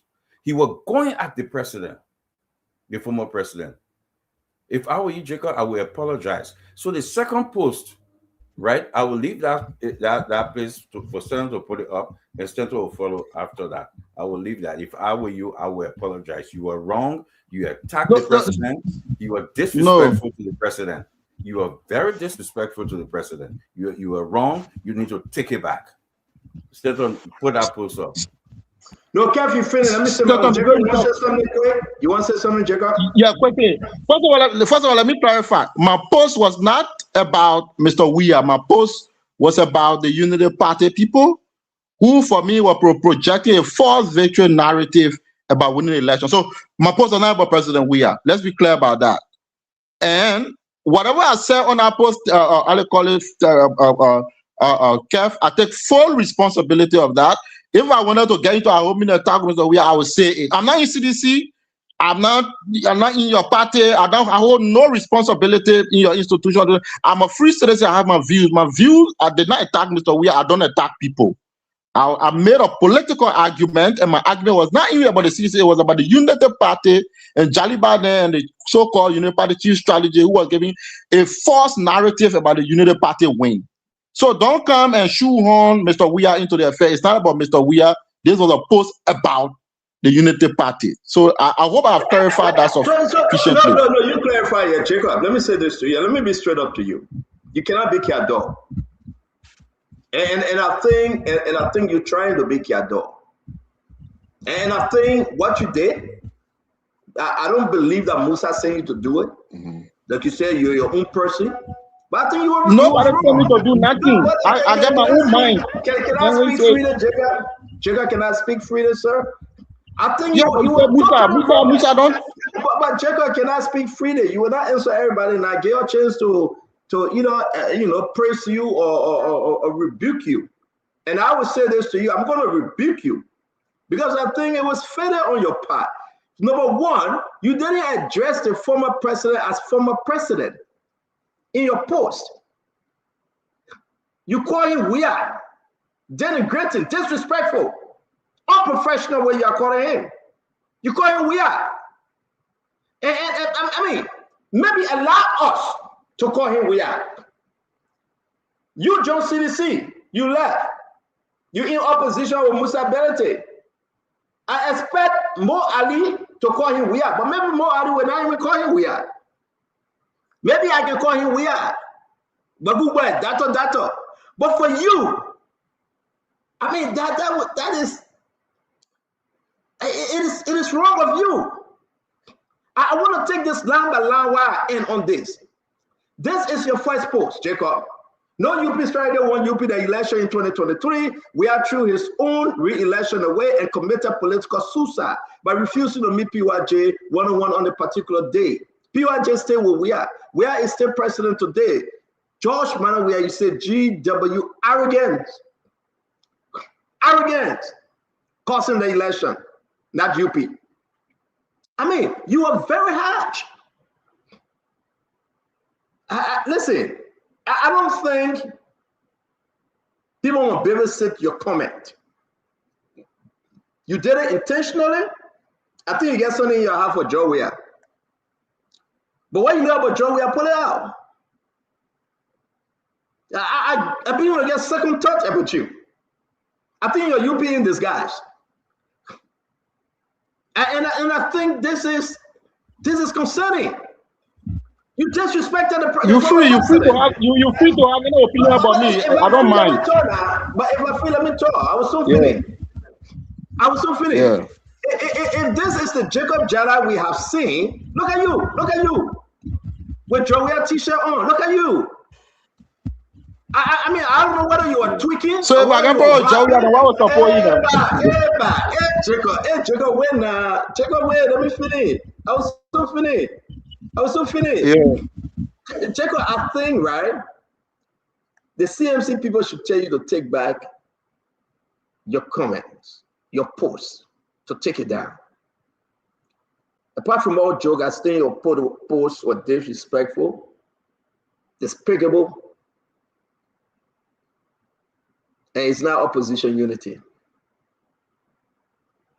You always have to show respect to the former leaders. Madam former President Ellen Johnson Sirleaf, Mr. former President George Manneh Weah. You cannot say he was arrogant.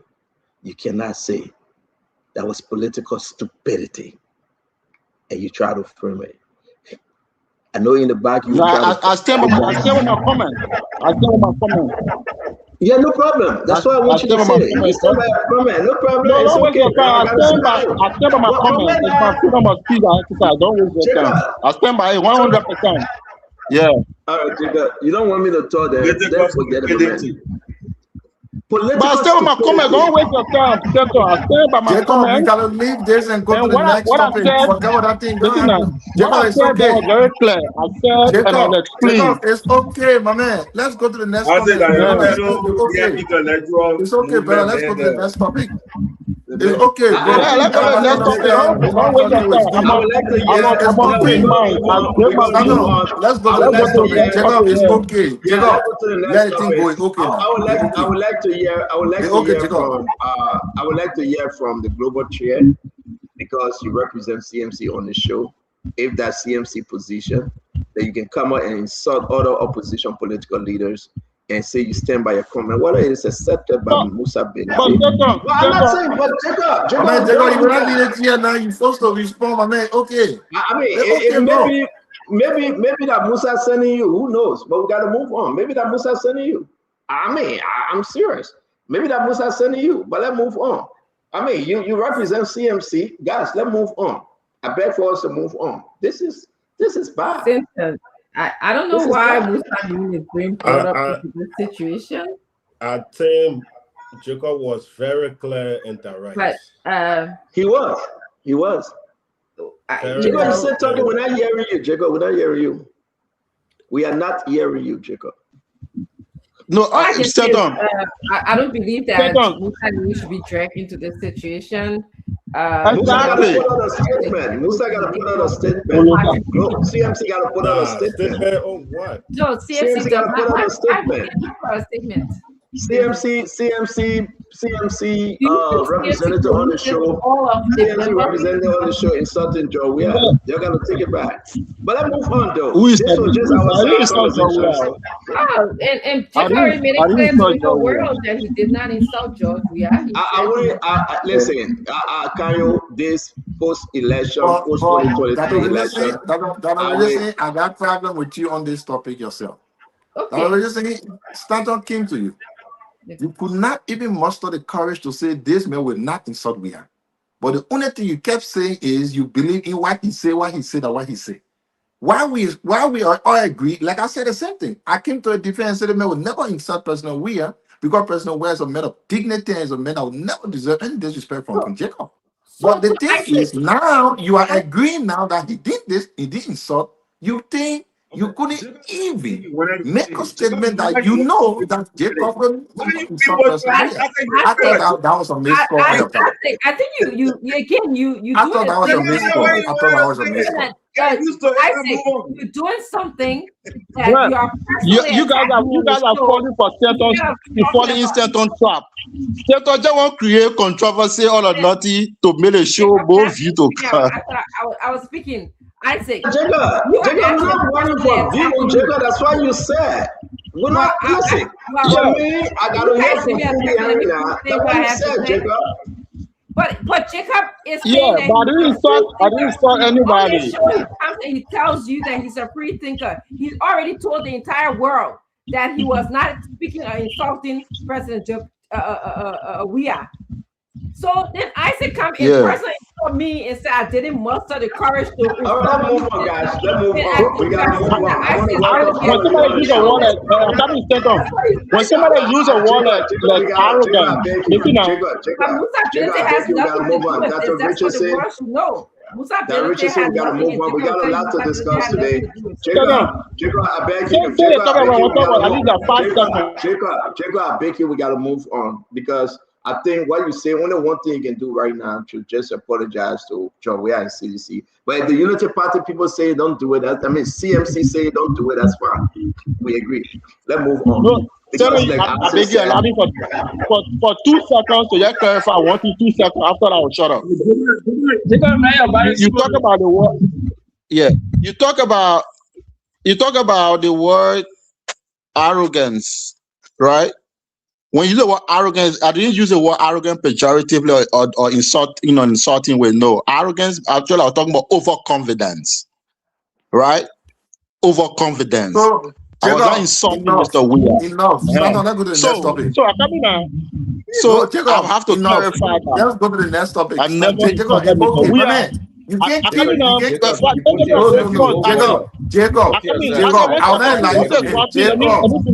No, Jacob, I beg you. Jacob, we understand you cannot give us get him a chance. I said, get him a chance. Get him a chance. We gotta go. We gotta go, guys. Go ahead. And I beg you to mention it. No. The man gotta finish. I'll come to you, Fubi. Hold on 1 minute. Jacob, finish now. We gotta go. No, Jacob, okay. Jacob, let's go. When I use the word arrogant, but what I got this thing like this one. Go ahead. I tell you, man. Oh, the man want to say, go ahead. Finish up. I'm a small boy. I can talk to myself.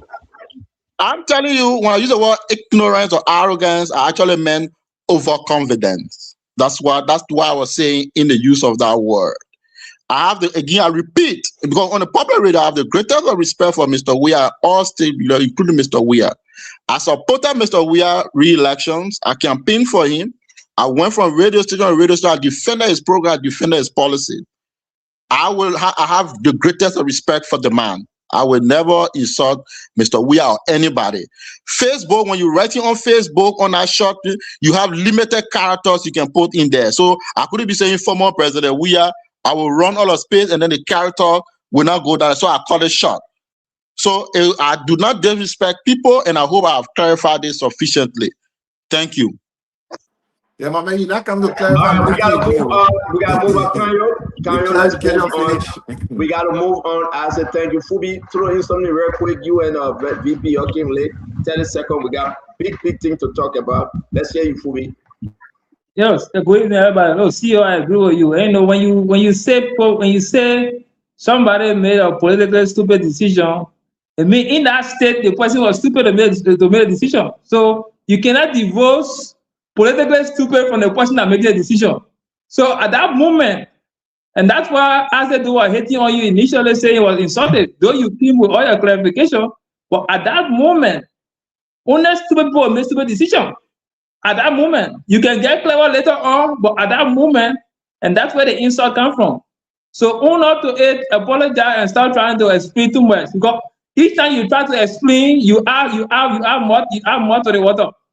Thank you. I don't apologize for anything. Don't waste your time. Jacob, hold on. VP, real quick, 30 seconds, my brother. So it is imperative to understand the dynamics of politics in our country. Jacob expressed his view. I had the opportunity to read his post. He articulated very well. The facts are glaring. And honestly, he spoke in a context that any intentional opposition political leader will see it as something they can look at and recollect. The man wrote almost about 500 words. Then you just pick up one thing to denigrate him. You know, I disagree with Jacob. I think his analysis is clear. And any opposition political party that was once in government would look at it to be like, we have to recollect. In the case of PYJ, like he said, if the CDC has sat with the late PYJ, peace be to his ashes, who have been a good deal, but now you people now are being in power.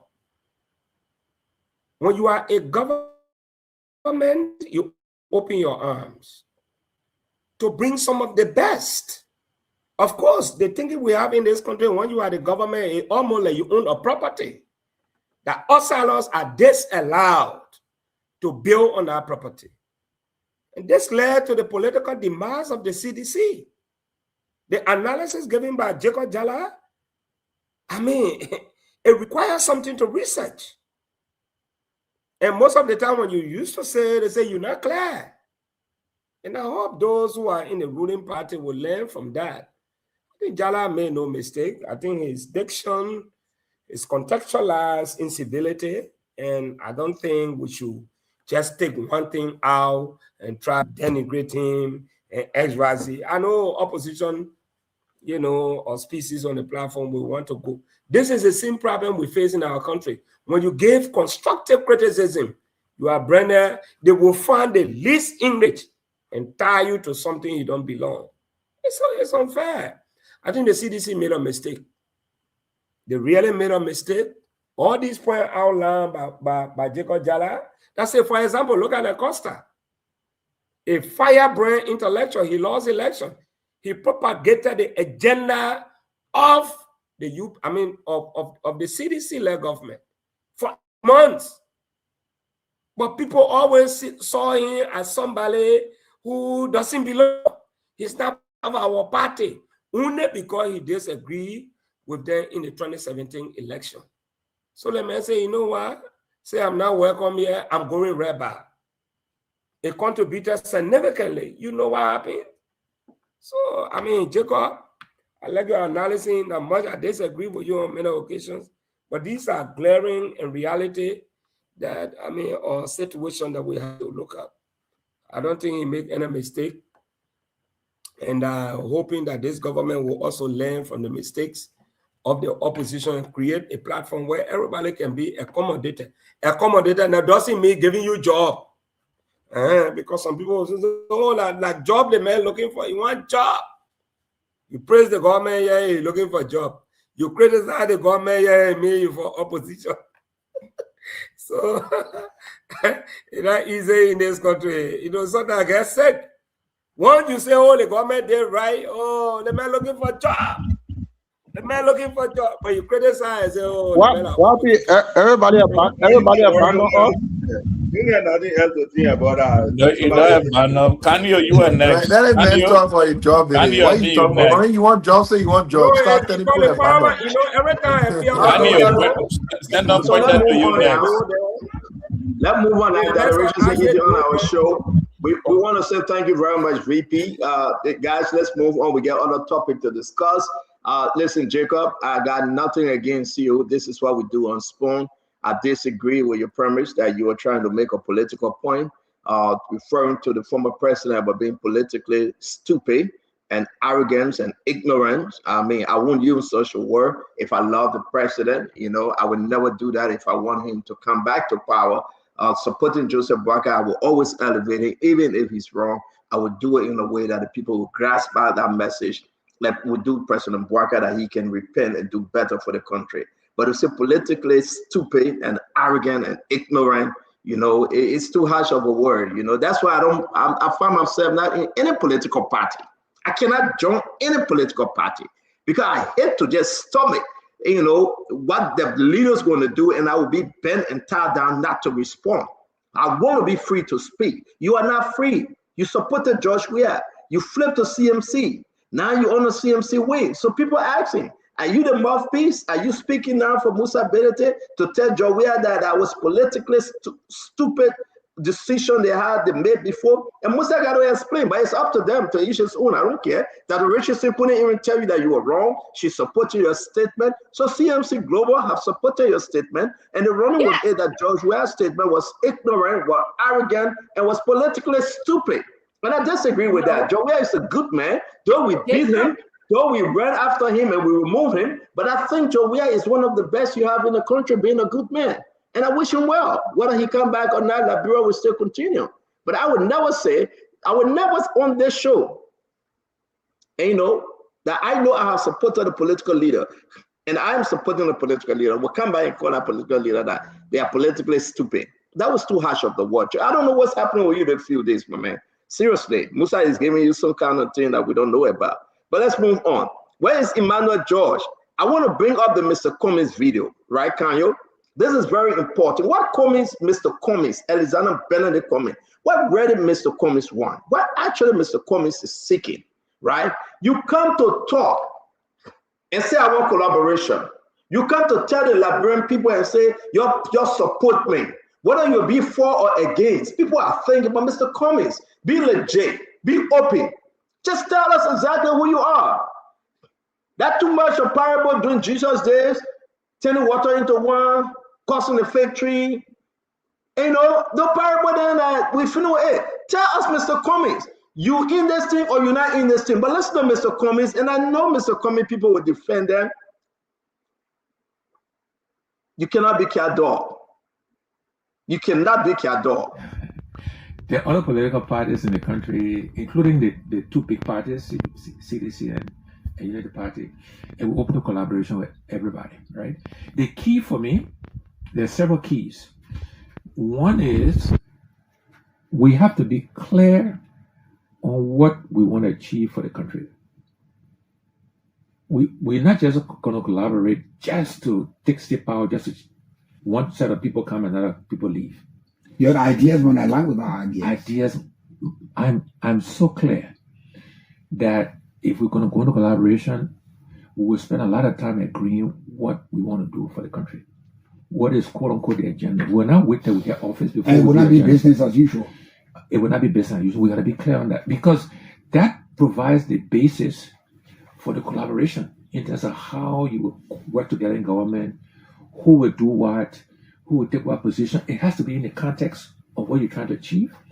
And what are you hearing before I come to the former ANC member, Dr. Richardson? Let me ask you, Councillor. Yeah, she's former ANC member. Councillor Bada, what's the message here from what Mr. Cummings really trying to say? What is he saying? Make it simple for me if you can. Well, interestingly, now that I've listened, I didn't know that Dr. Richardson was with ANC before. So it looked like their political party migration is an infectious disease. But let me come back to you know. You're looking for a phrase. I just greeting that Richardson. Don't me that thing. Don't come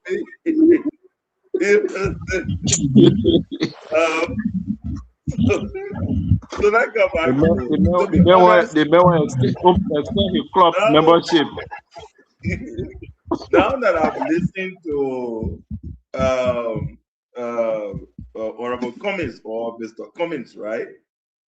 I think there's some goodwill in what he is saying. And it comes from the background of, you know, once bitten, twice shy. You go into a process before and not very clear about what the deliverables are, the outcomes are. How do you hold partners that you are collaborating with accountable? And even if they were to win, what becomes the outcome of that? And eventually, if you look at 2023, Mr. Cummings ended up more or less like a government boom. I mean, I'm just trying to be honest here. I mean, he was tossed about. Even the final determination of a running mate did not seem something, no offense to my sister. I think she's a fabulous woman, powerhouse in her own right, Charlene Bromsking. But her selection appeared more like an afterthought than like a process that was really deliberated. And I think part of the reason behind that was the way Cummings was tossed about, you know, in all of these collaborations that did not materialize. And ultimately, he just ended up on the shows like a fish thrown from the water. So now he's in this space now where he's saying, I want to collaborate, right? However, we need to get down to nuts and bolts. To me, this is corporate Cummings talking. This is not the political Cummings. This guy is saying, we're going into the government. We want to know who's going into what position when we win.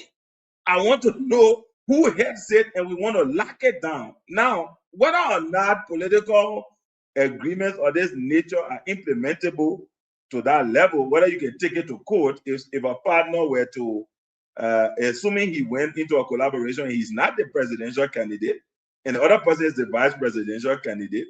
He's the vice presidential candidate. Can you hold the president accountable to such an agreement if this person does not have their own honor to I got to see for you here. What kind of agreement Cummings looking for now, Mr. Cummings? What kind of agreement that would make sense to say, I will agree to be your vice presidential? I think it's more than that, CEO. Like I said, this is corporate Cummings talking, but he must do the political work. This thing is not corporate legal agreement. This is politics, So your counselor, is he looking for non-disclosure agreement? Is he looking for concession 25 years agreement? Is he looking for what kind of agreement? Cummings still talking about over and over. We got to have some contract. What kind of contract you will have between parties?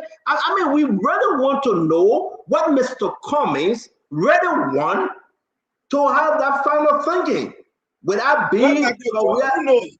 Maybe Dr. George is the one drafting that contract, because if you listen to the video, he said that we want to know who takes what position. That means when they win, he's even thinking about how do we divide the positions in government. We must put it into our contract. I don't see that politically. So I want you to put on your legal hat here. We'll come back to you. Dr. Richardson, former ANC member. What kind of agreement your former political leader won?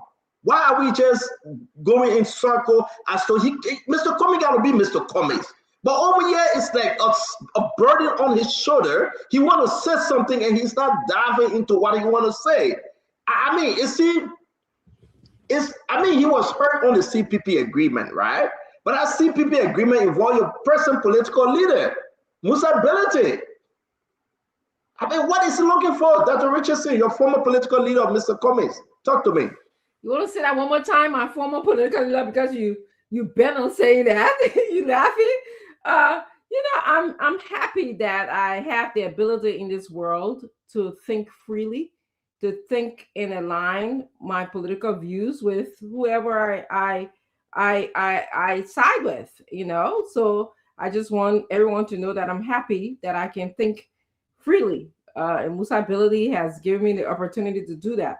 However, though, if I can go back to ask Kanyo, maybe your next round, you can answer this question, something that you are answering, Stanton. What is the political work that he needs to do? Maybe you didn't say that. You just said he needs to do political work. Lastly, Mr. Cummings said something very interesting that I side with him. He said, we don't want to be changing political party just because we want to change groups of people. I was lying with that. I side with that, because I think a better Liberia will not just be changing political parties because they want a new group of people with the same mindset coming in.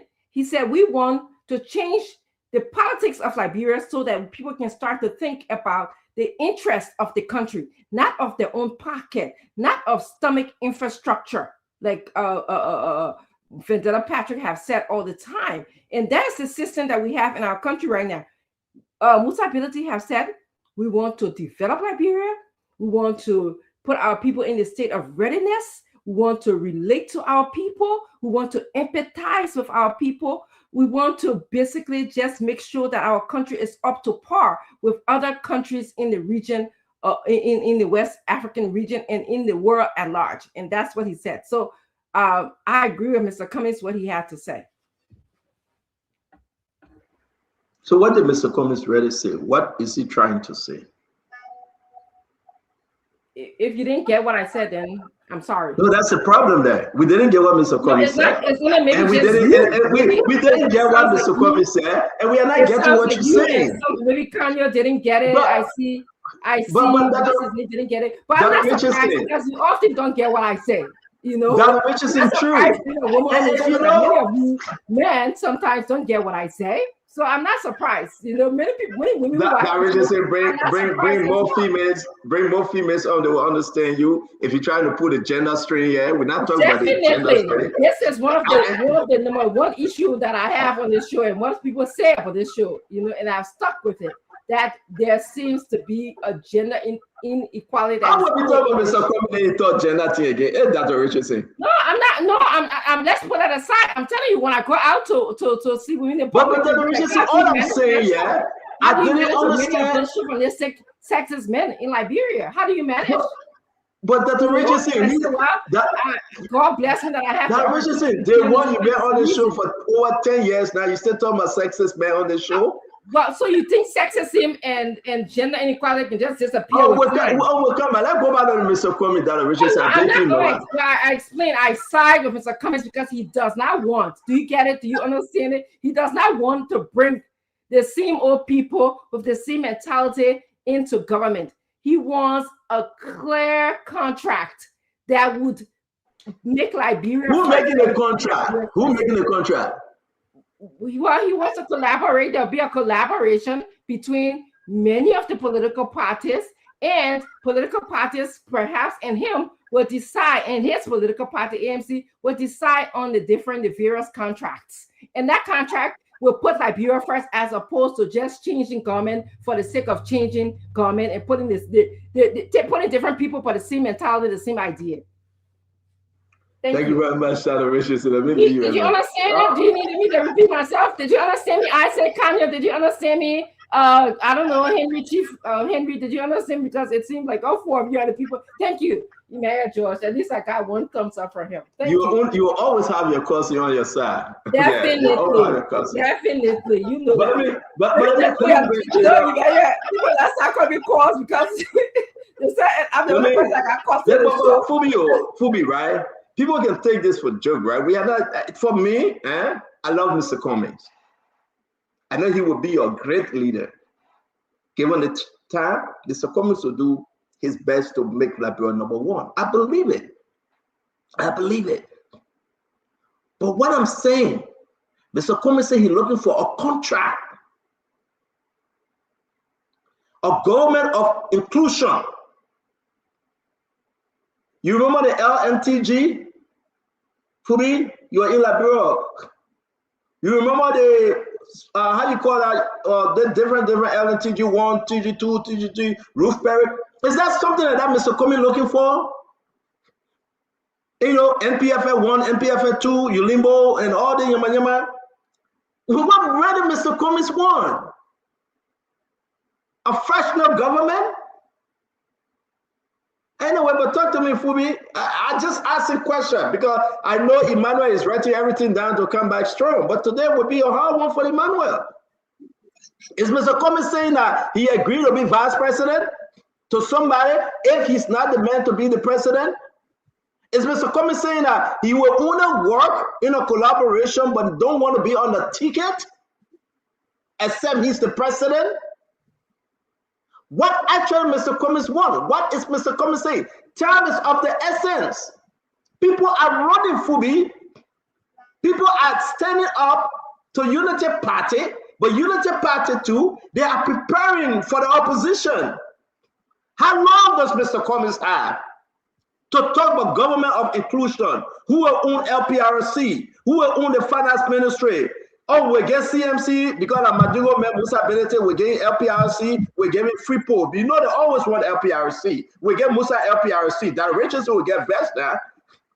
Oh, we will get the other foreign ministry to ANC because of the people that know diplomacy, they could put people on sanction. Oh, we get finance ministry to Jowea because some of them know how to do the math. Are we sharing the government before we take power now? So what really Mr. Cummings want? Fubi, talk to me. I know the guy ain't gonna get fair with me yet. But we keep Freeport and LPRC for Musa. That one was certified Musa. We'll keep it for him. Fubi, talk to me. Yeah, no, on a serious note, like you said, Mr. Cummings can be a good president when given a chance to lead. But the problem is how to get there. And that's the problem. That's the most difficult task, how to get there. And like Kanye said, that was the corporate Mr. Cummings that was speaking, and not the political Mr. Cummings. Because if we talk about politics, at the end of the day, when the president is elected, the president cut the shots.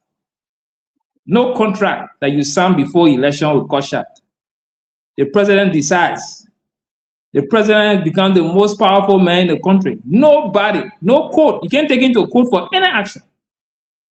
So having a contract before election is not a guarantee that that contract will be followed to the letter. So that's a waste of time to say you want to have a contract.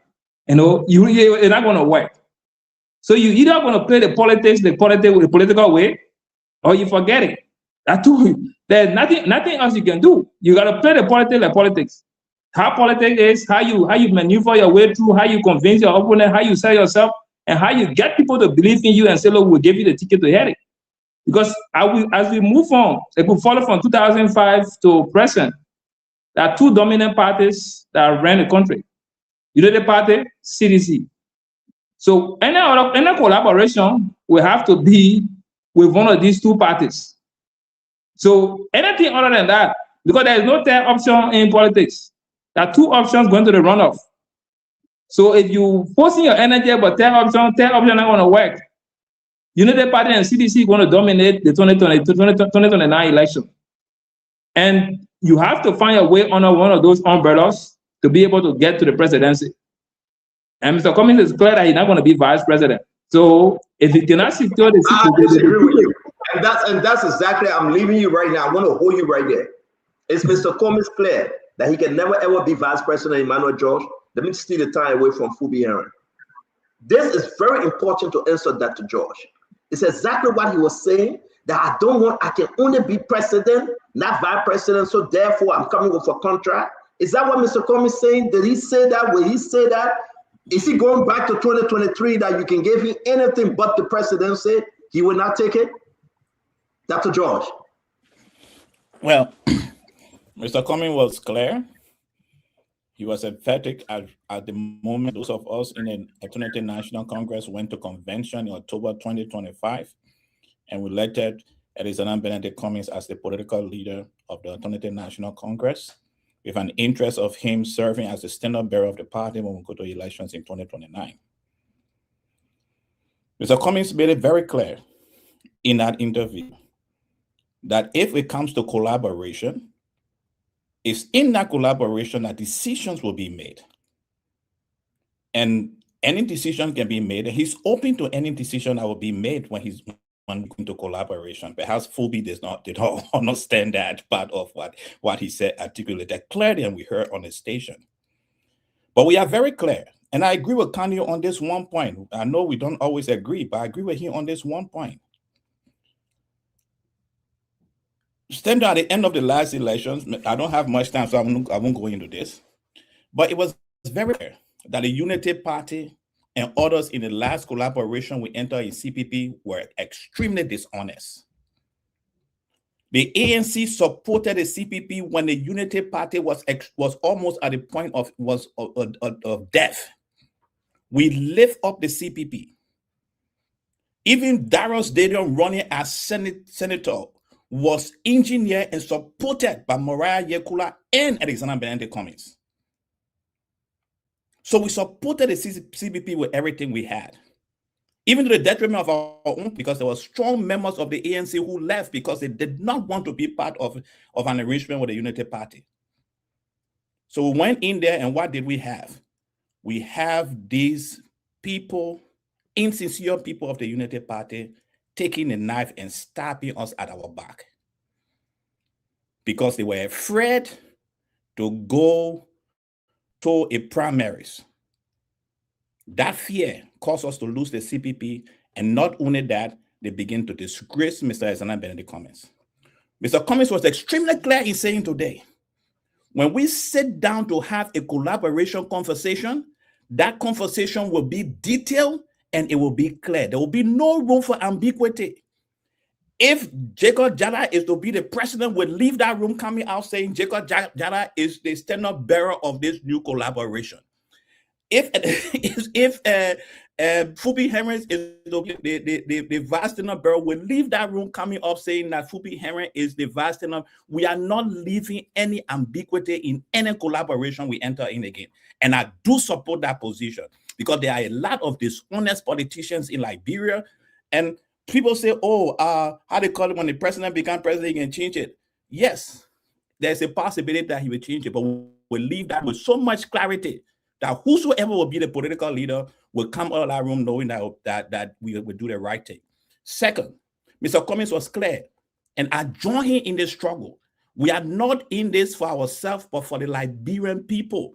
Any leadership that is coming to take collaboration for 2029, we will be extremely clear what we're going to do for the Liberian people in the first 90 days. We'll be extremely clear what we're going to do for the Liberian people in 360 days. We will stipulate it, and we'll be clear with that so the Liberian people can hold us responsible for that. We'll not be having, what a new company name, sorry, I got to keep looking for this name, Liberian Reading Season Corporation. The Liberian people will not have those kind of companies. The Reading Season Corporation, the Liberian people will know that this is the direction of this collaboration that is going to increase our well-being and our life, and that's the direction we are taking if we enter a collaboration. But at this moment, at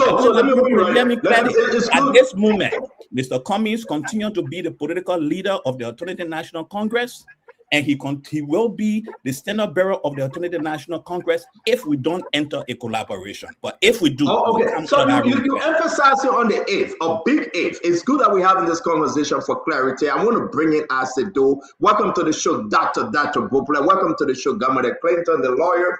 I want to say it's good to have you guys on this beautiful Tuesday evening. Asido, Mr. Cummings, allow me to play a game, right? Because I was surprised that Kanye said he didn't listen, but it was good that we played. Ladies and gentlemen, Mr. Cummings, exactly what he said. I think that was why Max, how you call that guy, Sky, what's his guy name? Who did Mr. Cummings have an interview with? Who hosted him? T-Max. My man T-Max Data. Thank you. There are other political parties in the country, including the two big parties, CDC and United Party, and we open to collaboration with everybody, right? The key for me, there are several keys. One is we have to be clear on what we want to achieve for the country. We're not just going to collaborate just to take step out, just to one set of people come and other people leave. Your ideas when I like with our ideas. I'm so clear that if we're going to go into collaboration, we will spend a lot of time agreeing what we want to do for the country. What is quote unquote the agenda? We're not wait till we get office before. And it will not be business as usual. It will not be business as usual. We got to be clear on that because that provides the basis for the collaboration in terms of how you will work together in government, who will do what, who will take what position. It has to be in the context of what you're trying to achieve. And Isaac. So, Stanton, I appreciate Mr. Cummings being bold and clear to what he believes in as a person. And I think as people, we have to stand up for ourselves. But when you speak, others will interpret what you say and will form unique opinions for and against what you think you believe in as a person. I agree with Mr. Cummings some places. I disagree with him other places. The very first thing I want Mr. Cummings to do, I want Mr. Cummings to be very clear, as the word clear. If Mr. Cummings says he is open to collaborating with anybody, and then prior to that statement, he mentioned the two big parties, UP and CC, does it mean he is open to collaborating with Unity Party as well? That is the government. If that is the case, then he will not be an opposition leader wanting to unseat Unity Party. So for that one, I want to take as a misspeaking. Apparently, he misspoke in there. He meant from the opposition block. Because I want to believe he will be very much interested in collaborating with people with no opposition to remove the Unity Party due to everything he knows of. So I don't think it's about just anybody, even UP or CDC. No. For that, I wish Mr. Cummings could clarify the next time. And, Conduit and I don't agree on almost everything, especially when it comes to jumping from one party to party. I like to be consistent. But at least we can find a common ground tonight to agree on. Politics, as much as some of us have not been there for 20, 30, 40 years, but we've been there enough to understand how the game works. It doesn't almost always work as it works in a corporate world. When you come into a political discussion, you always leave room for certain things, especially based on your strength. It is always important. Politics' strength is not always everything. So, I will find it extremely difficult for Mr. Cummins to enter a collaboration where he will dictate of that. I find it difficult. I don't know how possible that is. I don't think it is. And coming from a collaboration, it is very possible you will know the standard bearer. It is almost impossible that you will know the vice standard bearer as at that. You cannot use a collaboration to usurp the functions of our political system.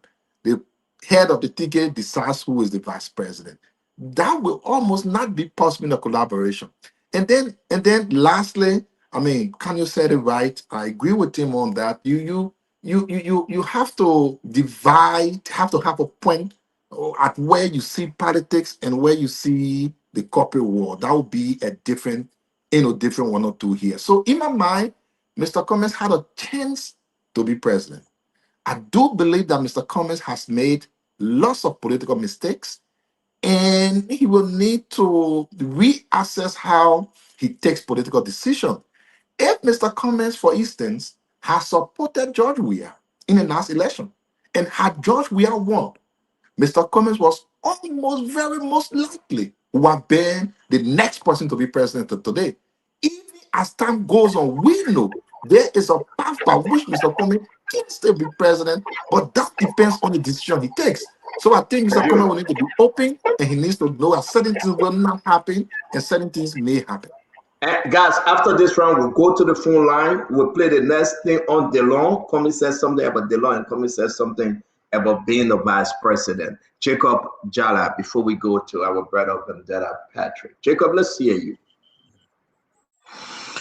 Yes, Mr. Cummins obviously is a man that I like so much.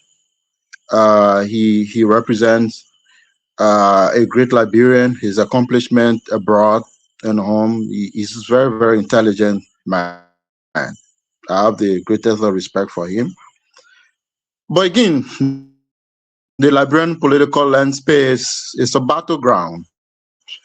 It is not a place where you draw up contracts. It's not quite like that. Constituency game. So I think it's over reliance on contracts and signing on the dotted lines of agreement as a way of as a show of political security for him.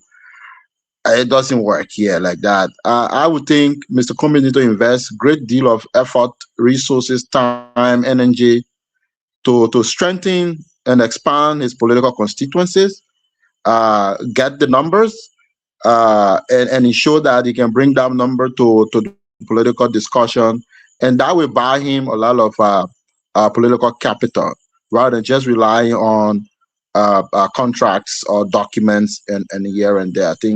I mean, it's obvious to me that looking back again, I think I tried to look back on Mr. Weah and the CDC, and I fell in trouble. So I want to be careful now to talk about the elections, 2023.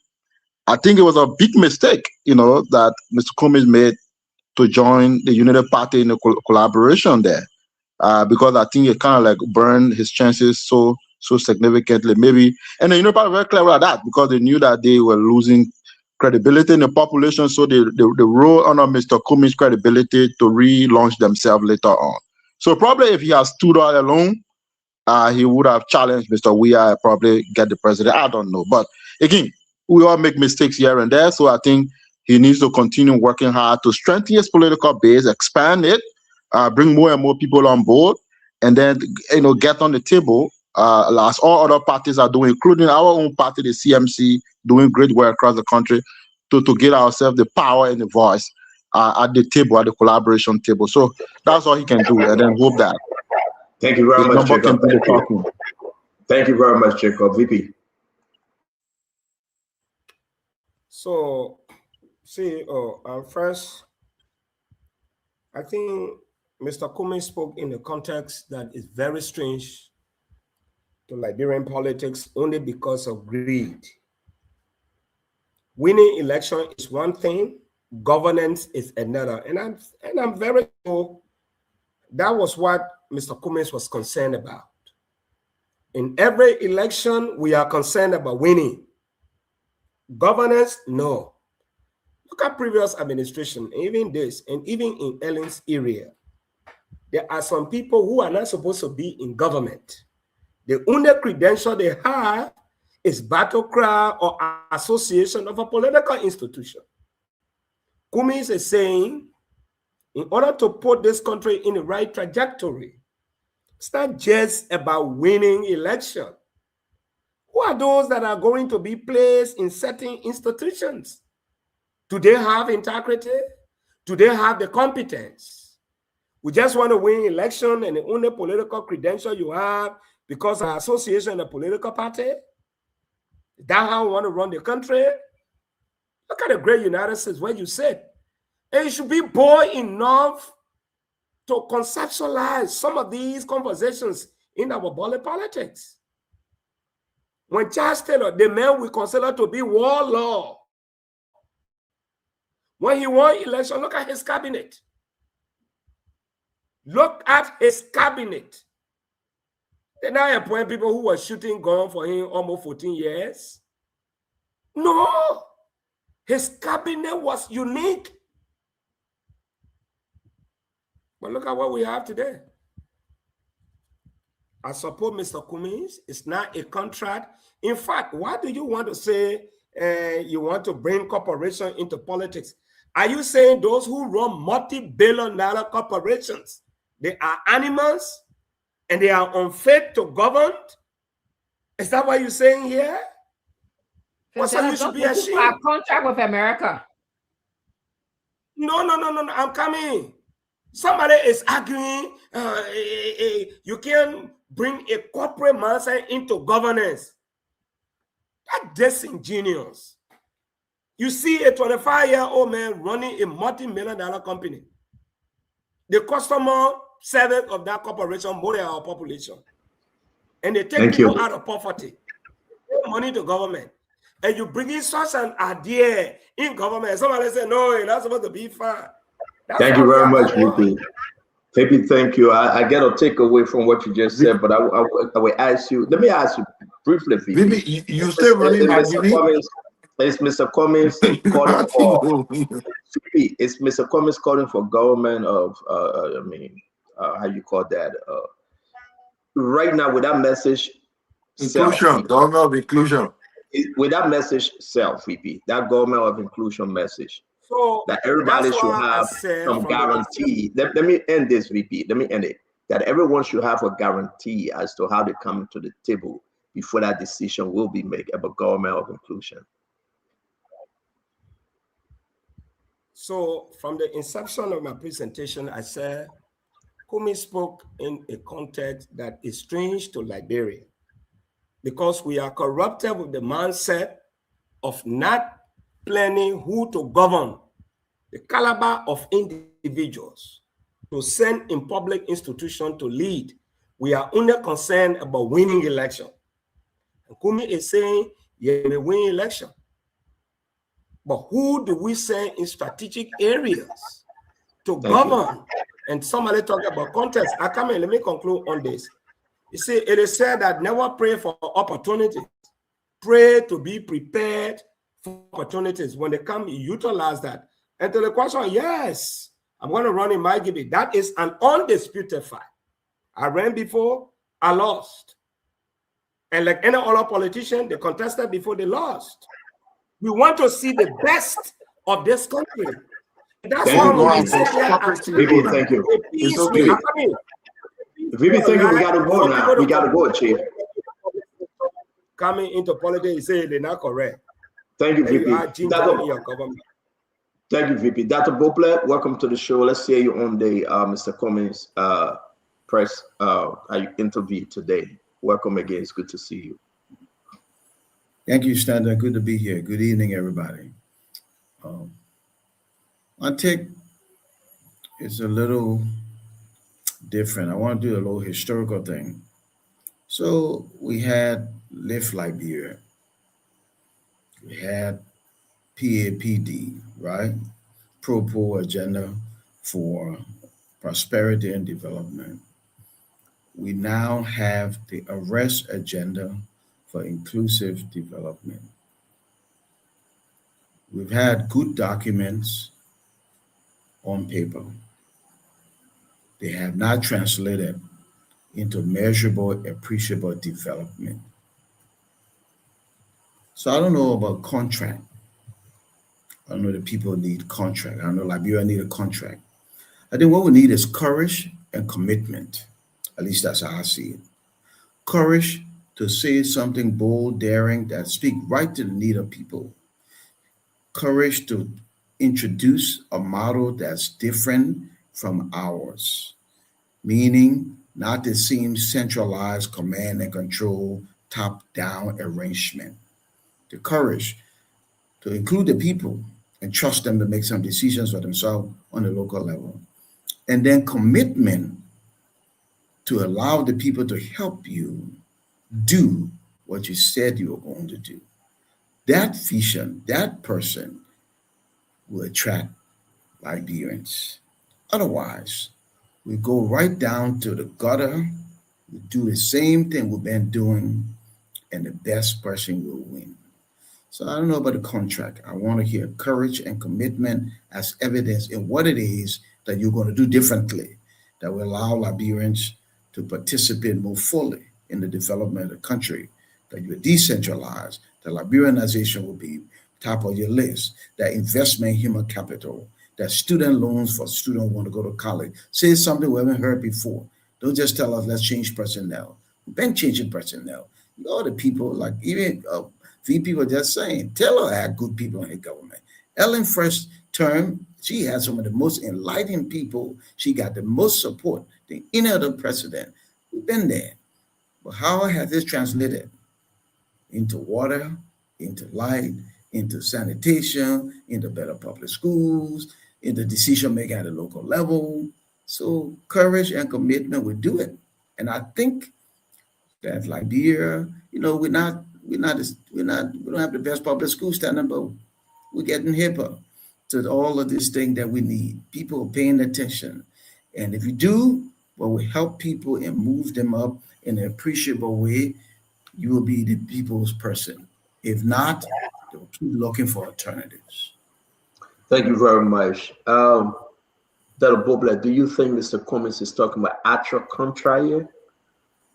Is that, I know Emmanuel will answer this, and Dr. Richardson will come in after. I didn't just ask Emmanuel then. No, because I'm trying to, get into the mind of ANC people and those of us who are not member of ANC party. Is Mr. Cummings asking for the actual contract that we will sit on the table and bring lawyers to sign an agreement? Then Spoon will be represented by Kanye Bala and Gamma Clinton. Those are our two lawyers. We don't trust, or Councilor Gu because we know where he is. But, are we talking about, are we talking about actual contract here that people have to come? Or Mr. Cummings is just trying to find a political position from other political party as a guarantee that Liberia will benefit? What do you think Mr. Cummings really calling for here? So I'm not, good question, Senator. Actually, it's a great question. I'm not sure, but I suspect that it can be a nomenclature that's attention-getting. For example, it's not just a document, but a formula for leadership, a contract that, this group and that group and our behavior. The point I'm making is call it a contract, call it the agenda, rest agenda, call it Live Liberia, call it PAPD. It doesn't matter if the mold is not different. A 6-inch mold will always give you 6-inch brick. Even if you sign the cross over the concrete, when you pour in there, you will get a 6-inch brick. You want an 8-inch brick, you get an 8-inch mold. If we change the mold, if we decentralize our system, if we put money into education like the people where you are, Stanton, are doing. I worked as a public school teacher in Baltimore. I was amongst the highest paid people working for the government. You work for the public school in Liberia, you're amongst the least paid. So if we change the mold, when you talk, that we would do different. Then now you put it out there. Then people hold you accountable. When you do your budget, your first budget, look at it. So real quick though. So then Mr. Cummings and ANC members should come and explain in the Liberal terms, not in context. VP said, Mr. Cummings, this thing about speaking in context, Governor Clinton, it confusing to those people that will be living the interior to vote for you. Oh, Mr. Cummings calling for contract between him and who?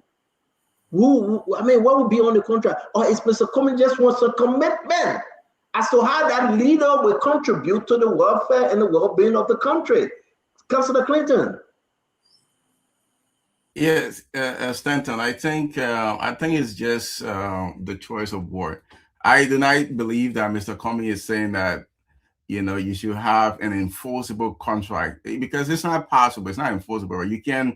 Political parties cannot form contracts and on how to govern the country, and then who's going to take what position, and then when you win the election, the coalition enforce that in a court of law. But I think what he's talking about is actually a commitment, and he's pretty much saying what each and every one of us will see when we go into choose a political party of into any kind of arrangement is, does the vision of this political party align with mine? Do I trust the leaders? Can they deliver? So I think it's what he's saying. He's pretty much saying, for me to enter in any kind of collaboration, I have to make sure that this leader will have the same mindset of similar ideals of how I want to move Liberia forward. And we have to kind of formalize that, put that on paper, or how we're going to get this done. At the end of the day, we've seen coalitions and people become president and they don't follow through with it, ultimately. But I think when you go into those negotiations, to have those kind of sway is to come with numerical strength. And I think that's what Jacob was saying. I think what Cummings needs to do, you can do that. You can have that commitment. You can have people gravitate to you in a coalition. You just have to be able to go into that coalition very strong with the numbers. And I think that should be the focus of the ANC. They have to galvanize enough numbers so that when they sit on that negotiation table in the collaboration, they are able to have some sway. That's it. Before that, Richardson coming, what kind of contract here? Now, I think we are changing the contracting now to say maybe commitment, but then ANC got to be very clear as to what they're saying up there, though. If I bring in a former ANC member, Dr. Richardson, my dear sister, Kanyo, do you think Cummings is actually looking for a hard press contract, like something they had in CPP? Well, I mean, normally Dr. Brokler likes to normally, be more accommodating and diplomatic in how he engages. So I think and I definitely agree with him on the courage commitment part and not focusing on the contract. But in doing that, I think he sidestepped directly responding to the contract question that you asked. I disagree with Governor that he's not referring to an enforceable contract, because there was a particular statement he made, Mr. Cummings made, when he said, we need to know who occupies what position. That was a very specific statement. If he were speaking in terms of a general commitment, I think he would use words to the effect that, and I think he said a bit of that in the beginning when he said, we don't just want to occupy, govern the country just for the sake of it. We want to do things differently. He said that, but then he went a step further and said, we need to know who goes into what position, and we need a contract. So the minute he starts to particularize it around positions and who goes where, then you're talking about enforceability, because he's bringing out clear terms that he wants to see reflected in the constitution of a government that will bring about this environment that he wants to see that will deliver for the people. Now, Vandana can, try to, do the verbal gymnastic all he wants around corporatizing politics and why is it that we can bring a corporate approach to politics. But at the bare minimum, I think he understands exactly what we mean when we say when you operate within a political environment, it's different from a corporate environment. In a corporate environment, you're in a set space, the variables are defined, the bureaucracy is defined, people follow established procedures, there are clear compliance procedures there, you violate, there are sanctions. It's in a contained environment. In a political environment, you don't have the luxury of all of that. And the variables continue to change as time goes by. So you can take the same principles and processes and say, I will just transplant them to the political environment and expect them to work.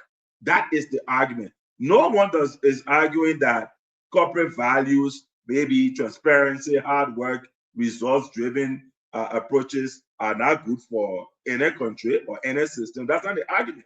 The argument is that the different environments they're different, and you can just transplant them. So again, CEO, I'll end on a note by saying, if you had not mentioned specifically, the point about who goes into what position, it would have been possible to argue that he was speaking about a general commitment. But the fact that he said we want to know who goes into what position, then he's being specific. Wait, I gotta bring Dr. Richardson in, guys. I'm begging you, please. Let me bring Dr. Richardson in. Dr. Richardson, though, this is getting, apart from the joke, this is to a very serious place. What kind of contract Mr. Cummings talking about? Whether if it is an actual contract, he's asking for a commitment from other political party as to the way forward for Liberians and Liberia at large. What say you, Dr. Richardson? You know, Mr. Cummings' interview was just pointing out some of the ills in our society. Mr. Cummings was talking about collaborating with other political parties. And he used the word contract. You know, words have connotation, nomenclature, all of those things. But he was not talking about any forcible contract. We had Contract of America. When the Democrats, Newt Gingrich, came into this politics of the United States, he spoke about Contract to America. Now, can anyone tell me, if you're familiar, remember those days, was he talking about any forcible contract? No. What Mr. Cummings was talking about, and what I heard him say on that interview, is this is what we would like for our country to be like. We want to make sure if we're going to send somebody to LPRC, that they should be able to deliver for the country. It shouldn't just be, you know, the same old people. We're just changing names of government. And we're putting the same old people with the same mentality. We should not just have someone like Kanye Barbara, who says, you know, that he's a centrist person, but then he's been going from one government to the other government. No, Kanye, you have to bring a paper that says this is my qualification and this is how I'm going to represent Liberia and the Constitution of Liberia. So yes, and that's what Mr. Cummings that's what he was saying. When he was speaking, he said, we are no longer going to do business as usual in our country. And you all will agree with me that we don't want to do business as usual in our country. We want people to stand up for the country, do something for the country, represent your competency, your merit, bring merit to the country. That's what Mr. Cummings was talking about. So that's what I heard him say. He was not talking about. Do you think, Dr. Richardson, do you think this will resonate with the people? Well, it's the people of Liberia who will answer that. Okay? Mr. Cummings he has work to do. The ANC people, like every other political party in Liberia, has work to do. And the work they have to do is to have their messages resonate with the Liberian people. They have to do door to door. They have to go village to village, town to town, and speak to the Liberian people and tell them, this is what I want to do. We are no longer going to do business as usual. You know, the radio station in Liberia sometimes should just end in Monrovia. Monrovia is not Liberia. And that's what we have to manage in our country. That's what we have to do. If that be the case, then why Mr. Cummings can start speaking in context and speak clearly to the Liberian people? And say we need people, we need commitment from political party. Because the people will hear contract and they believe that a contract. Instead of just saying my people do, you have CDC and Unity Party, right? They are the two biggest people right now. We are just a helping verb. But we got to get some commitment from these people. The way forward, we're not talking about the PAPD, a dark flag. We're not coming again to the Unity Party, a 4 on CP. We went back to Madame Salib. All these things they put together is just useless because it's not helping the country. So I think Mr. Cummings' argument, which will be so important, let's hold them to the commitment. But to say that we got to bring them into contract, and that's what we're saying the same thing. It's just his words. No, it's not the same thing. It's not the same thing. Commitment and contract, they are two different things, though. A contract is a kind of commitment. No, brother. No. It's a kind of commitment. And you see, that's the problem we get with the ANC people, right? And then we get very with me, right? No. And then we get very with me, Fubi. Then before I bring that to Joe, let me come to you, Fubi. Just be simple. When you come with the other contracting, guess what? You and your people will explain, and the Liberian people gone. Say that what Joe, we have to commitment. He was there yesterday. What did he do? Can he convince us that he's ready to commit on the changes the country needs right now? Let what Joseph Boakai to commitment. He was doing it for 12 years and say he was a park car. Now he's on the driver's seat. What is he doing right now? Can he commit that he was ready for corruption? Can he commit that he will start giving concession to those foreigners to make our country better, that we can get more? But Mr. Cummings said, do contract. The person, but why is contract, Mr. Cummings? Yeah, my red pen, let blue pen, let black pen. We had to sign contract. But that contract we want to sign. Come on, man, guys. 10 seconds. 10 seconds. 10 seconds. Yes, sir. 10 seconds. So Kanye made a good point about the corporate environment versus the political climate. And nobody's taken away from. I am very proud of Mr. Cummings that he worked hard, that he accomplished much in one of the world's largest multinational corporation, Coca-Cola. But that corporate environment is structured. That corporate environment have the norms, the practices, the SOPs. If you commit to what they're doing, you go this way. You step outside of that, it is unpredictable, it is dynamic, and it's full of all kinds of stuff. So the way you attract people to you and you get connected to people is to speak the language, speak right to the needs. And then people start to go, aha, that man saying something, or that kind of thing. So you got to make that transition. I think Mr. Cummings have struggled making that transition in the last 2 attempts. You got to be seen as the people's person, understanding the situation, speaking their language, and be ready to respond and react spur of the moment, because some things are so unpredictable and dynamic. Otherwise, you'll be a good guy. Yeah, CEO, let me say something quick, please. I gotta go to Fubi, Chief. I beg you, right? You have your time. I want to address this corporate versus political thing. Just yeah, I want to address that too. No, but I beg you guys, you address it with, you address it on your own time, because Kyle not create problem. Fubi, this is what people are saying, right? Fubi, you're taking back. No, I beg you, let's go to Fubi, right? If Mr. Cummings, and I know that George is so eager, he want to talk about, we'll keep him quiet small. So Mr. Cummings talking about contract, right?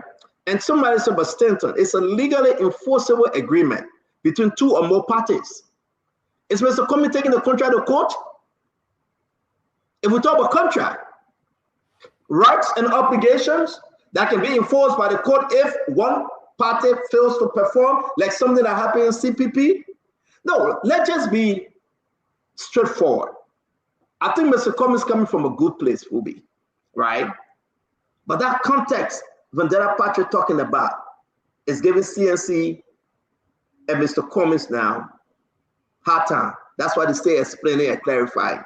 And when you explain and clarify after your political leader don't talk, and you explain and clarify plenty, and not good. And that's the problem with Emmanuel Josh. Since this morning, he been explaining and clarifying. Mr. Cummings needs commitment, and Mr. Cummings should stick on the commitment, But they think about bringing contracts to hold people banning, and when they met take over, Joey tell when he care less about contract. He says here his last term limit over. He can do anything. Mr. Kwame will just cry wolf and get tired. So let's talk about commitment. Let's go into this in a good faith. And I think that's what Mr. Kwame and ANC should do. But the whole contract thing that Emmanuel George and Councillor Good, Horatio Good telling Mr. Kwame, I think they are confusing him. Chief Fubi Henry, yeah, they are. Hey, no, yeah, you said it right. You know, why even mention contract when you cannot be? Why even mention contract that cannot be enforced? Because there is no way that anybody in the country can enforce a pre-victory contract when the president makes his own decisions. You can't even sue the president in the first place. So you carry those kind of cases to the court will throw you outside because the president is above that. The constitutional mandate of the president, nobody can override it outside of the constitution, unless the president is removed by the legislature or impeached. But you can't do anything about that. So mentioning contract is off. That's a corporate style, and that's what we're saying. Leave the corporate and play the core politics. If you want to blend with the people, you have to play the core politics. And I've been a member of the ANC. I'm one of the very few persons who will speak my mind clearly. Mr. Cummings will tell me, we will sit down together and ask me my opinion. I will tell him how I feel, how I see it. I will not be trying to gauge his, which side he's leaning so I can speak to that direction. No. Even in executive meeting, I always say. And so we should be focused on how can he get down to the grassroots and get the people to support. How can you get the whatever collaboration you want to get into? How can you play the politics to get the collaboration on your side to make you the head of the ticket? Those are the kind of maneuvering that should be played. But no formal contract or documentation when to go beyond after victory is won. So that style would not help. So people are getting their feelings as much as they want to. If you want to get to the presidency, you have to play the hardcore politics. Because when you start to streamline, we have to do this commitment, people will start telling you, look, we're not even going to rap. I've met people, high profile librarians, former government officials, they said the man does not understand our language. So we can support. So we would rather go beyond the man of Waka, because the only do you think that's something that Joey will accept? Go into that hardcore contract, calling lawyers to represent Joey, they go into Yamasoko. You guys No, we have to call Ashiba Bona, right? His legal advisor of past. He got to call lawyers that will represent him. They got to fly to New York to sign that agreement, non-disclosure. This is what we're talking about. I think you get that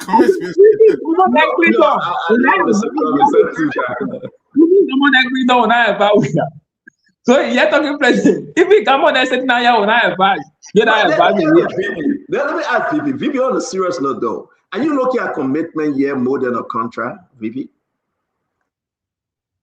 So the context in which Cummings was talking about contract is an indelible mark, something that should be planted in the minds of public officials to serve the interests of the country. So it's just like he was just bold enough to say contract. But when you are given an opportunity to serve your country, nobody needs to tell you that somebody is dying somewhere in the village and they need good leader to do what is right. It's a moral obligation. It is an indelible mark that should be, exemplified in the conduct of your activities. Every public official, Kanye was saying, that in the corporate world, they have standard, before you fire somebody, there are procedure. In the public sector, if you translate the conduct of the corporate world in governance, people will not leave, people will be afraid to go into government. And this is the kind of culture we want to implant in politics, where people will be afraid to work in government because of the consequences attached. Somebody is still in a government, you have to think about, oh, let person mobilize in the community, they give me 200 votes. If I fire them, I will not win next election, this and that. Dismiss them. It serves as a deterrent. No country survives when the rule of law is disobeyed and disrespected. In the corporate world, you sign a policy, you go to work, it will be singing bell in your ear, ringing bell. But here, the fact that you come from the political party, you are Secretary General, you win chair, you come from a country that have more vote, so you are guaranteed to hold on. And as a consequence, people come and loot. They come and say that another person come. What made us we have to lose election? People cry on some of the public officials. It was difficult to recycle officials of government.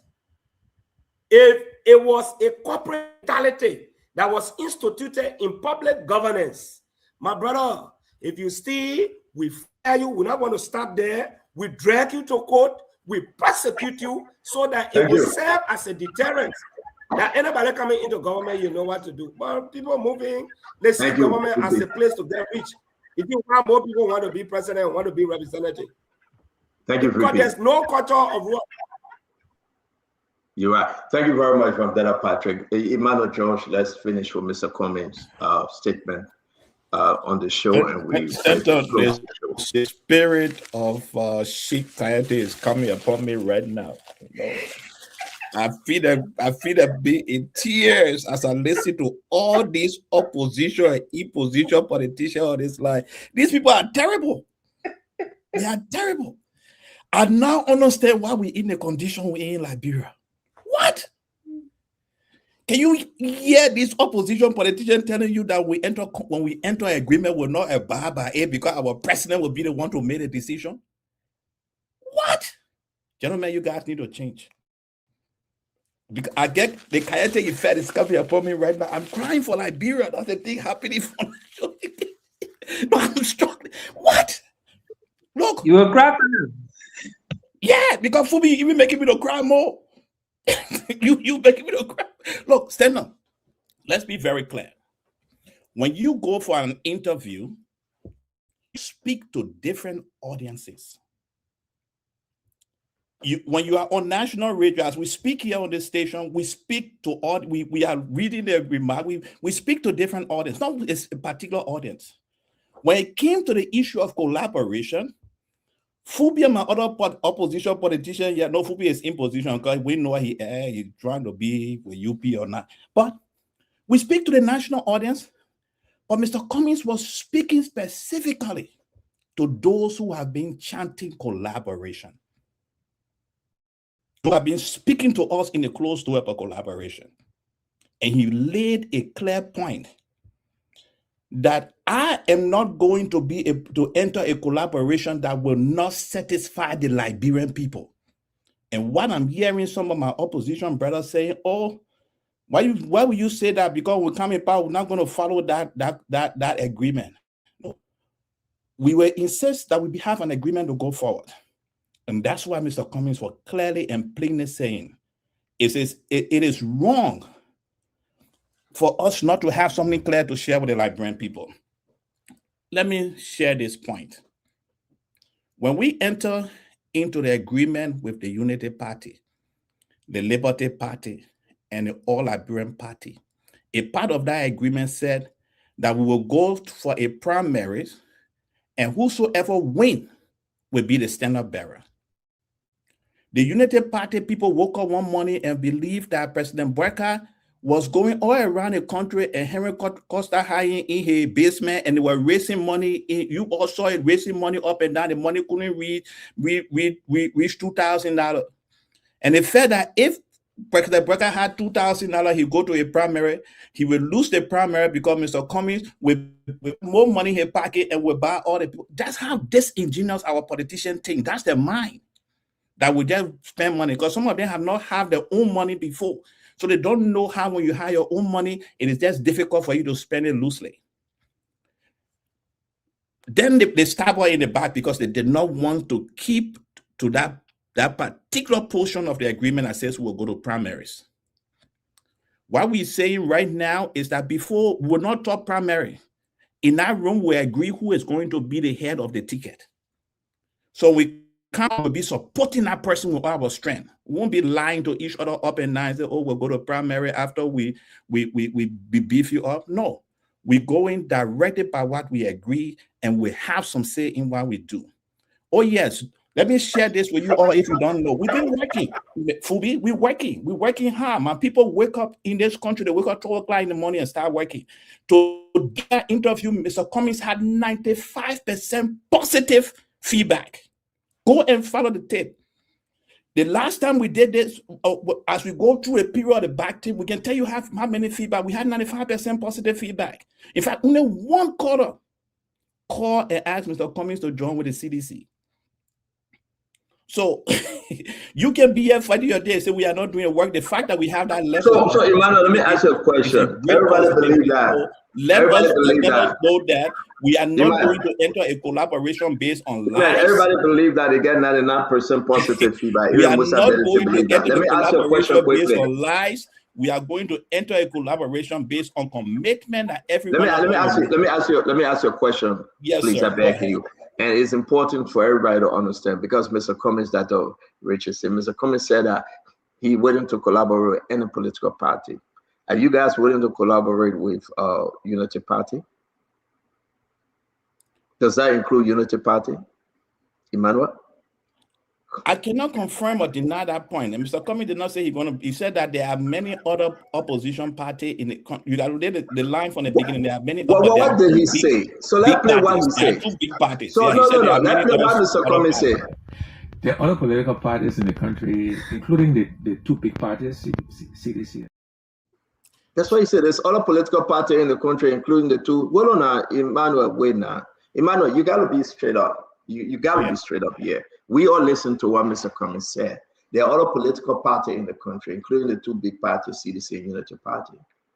Is he talking about collaborating with Unity Party? We have had our experience with the Unity Party, and it's written, it's documented, well documented, and even a book that we release maybe in the next couple months will come to. Is Mr. Cummings talking about collaborating with Unity Party? Yes or no? Mr. Cummings was not speaking about collaboration in line with the Unity Party. So he will not collaborate with Unity Party? Not belongs to God, and we are politicians will not start pushing not on the station, but we're not speaking towards the Unity Party. So it was mainly towards opposition, correct? We said there are many. Now, I heard what you said. Is he talking directly, having a contract with opposition political party? And not Unity Party. At the moment, we are in opposition, and we keep being. We will work with opposition party to collaborate. I mean, the election will. So the collaboration does not include Unity Party. Am I correct? I did not get a question. You will get it again. I will repeat. The collaboration does not include Unity Party. Am I correct? At this particular point in time, the Unity Party is not part of the conversation collaboration. Okay. Thank you very much. I think we have to move, except you guys want to say anything. I think what Mr. Cummings is doing, let me get my 2 cents, Fubi. I will come to you. Mr. Cummings is saying something that a lot of Liberian people want to hear. But I'm concerned. Is that something CDC want? Is that something CDC will accept? If you eliminate Unity Party, and Mr. Cummings said it clearly, the two big parties, right? Unity Party and CDC. So that CDC Mr. Cummings is talking to. Is CDC willing to go into a collaboration with a contract, commitment to Mr. Cummings? And what would that commitment be? I think Mr. Cummings deserves a commitment from CDC and other political party like CMC that will come around. I think Mr. Cummings need to push this thing about commitment, not contract. Here's the problem I have with ANC. You can come and speak in context every day. You can speak in context. They will leave you in context. Be straight up. Tell the people that you want commitment because the way forward of the country looking bad. And with commitment, we can hold these leaders feet to the fire. But you talk about contract, business contract, corporate contract, political contract, bringing in your lawyer, the other lawyer will come, they will meet in Europe, they will go to Geneva Accord, they will sign paper, they will bring it back again, it will have to be approved by the EU, it have to be approved by UN. What kind of thing about contract is this? But Mr. Cummings, I believe, talking about commitment. Commitment, then we ask the second question, Fubi, before I close. What kind of commitment you want from Jowiah again? The man been there 6 years. That's problem. Again, I know I'm going to make my CDC people bear with me. You go to Jowiah to ask for commitment. What kind of commitment he will give you that you have not seen? What kind of commitment? The Unity Party have no, you see the point I gotta get very meal. The Unity Party got how many terms now? This is the problem. No, I think Jowiah got to commit. Clinton, if you want to say that, I think Jowiah right now, if President Weah is talking about coming back to power, people want some commitment from him. And that's what Mr. Cummings is asking for. But my question is, what kind of commitment? Remember, why you interrupting me back? I try to close the thing to go back. You will get out the talk and go ahead. Everybody will talk. But my question is, what kind of commitment that would be so convincing? That would be so convincing. So I gave an example. Jowiah said, I commit to you, will build 5 more hospitals in the country. Jowiah said, I commit to you. I commit to you. No child will be left behind. We pay wide school fee. All the public school will be free. Can we hold Jowiah to that commitment? President Weah will say, I commit to you. Labrador will be first. All the concession agreement will be renegotiated. Can we hold Labrador to that? Can we hold Jowiah to that commitment? You want me to answer? No, don't answer. We just want Mr. Cummings to answer. We want Mr. Cummings to come and tell what kind of commitment he's talking about. Now we left the contract level because the contract thing is not too clear for me. That thing not too clear with my water. That thing is confusing. Because you know what? I end on this. The good old boss will come by and commit and sign and put the name on paper. You will find it coming from Minnesota. You will find it coming from Chicago. Well-educated doctors and lawyers will come and draw a contract and sign. But that commitment will not be there. It will just be contract on paper. We don't want contract on paper. We want commitment. And commitments to hold people and put condition on a wish that if they break those commitments, they will be held liable. But Stanton, the history for what you just said favors George Weah better than it favors the Unity Party. We enter a collaboration with them. They couldn't even wait for us to go to primary. But man, I'm not saying a collaboration with Winston Tubman, and he faithfully followed operation with Ambassador Tubman until they lost. That's the history. Thank you. The history is not there when it comes to collaboration with the Unity Party. They have not shown faithful commitment to anybody they have went with any collaboration. So you're begging Jowiah to accept the contract or the commitment. I said after eating chap Bronson. But man, let me tell you something, right? The former president Jowiah, and I end on this thing that Richardson because we're ending the show. We got 2 more minutes. Everybody have to close. I got to go to Bible study and pray to God for my sin. Many sin I have committed, sin against political leaders, and I can talk to all of them, the folks. I will say this on the show, but I would say one thing. I think Mr. Cummings firing these few days is concerning.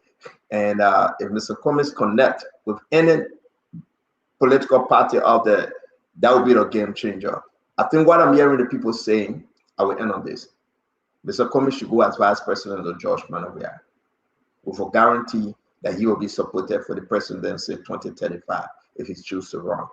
This is the only ticket that will scare the heck out of Unity Party, saying Mr. Cummings and Joe Manawia are going together. Anything, whether who first or second, but they should go together. Anything short of that is a win for Unity Party. But if you have Mr. Cummings and Jowiah on the same ticket, with everything that Unity Party doing, I can guarantee, and I will say to all Liberians today, Unity Party will have a bad night, a sleepless night. And this should be announced as early as yesterday. But all the dilly-dally you're doing and saying we get contract, we not come together, we waste more, you're wasting the time. You're gonna have Sima Freeman supporting that ticket. You're gonna have Musa Belete either make up his damn mind. Oh, I'm going to Biostate. Whether you support Unity Party, because they're giving you a new position now in that place that had nobody there today. They're saying you'll be chairman on this and chairman on the oil. They're trying to sweep off Musa Belete, and Musa Belete taking the committee chair, and he getting yama. I mean, Musa will ever decide whether he will support his friend Jowea or whether he will support Unity Party. It's up to Musa. But I'm telling you, that's the only ticket. Or Jowea and Communist ticket. That's the only ticket. We put fear in Unity Party.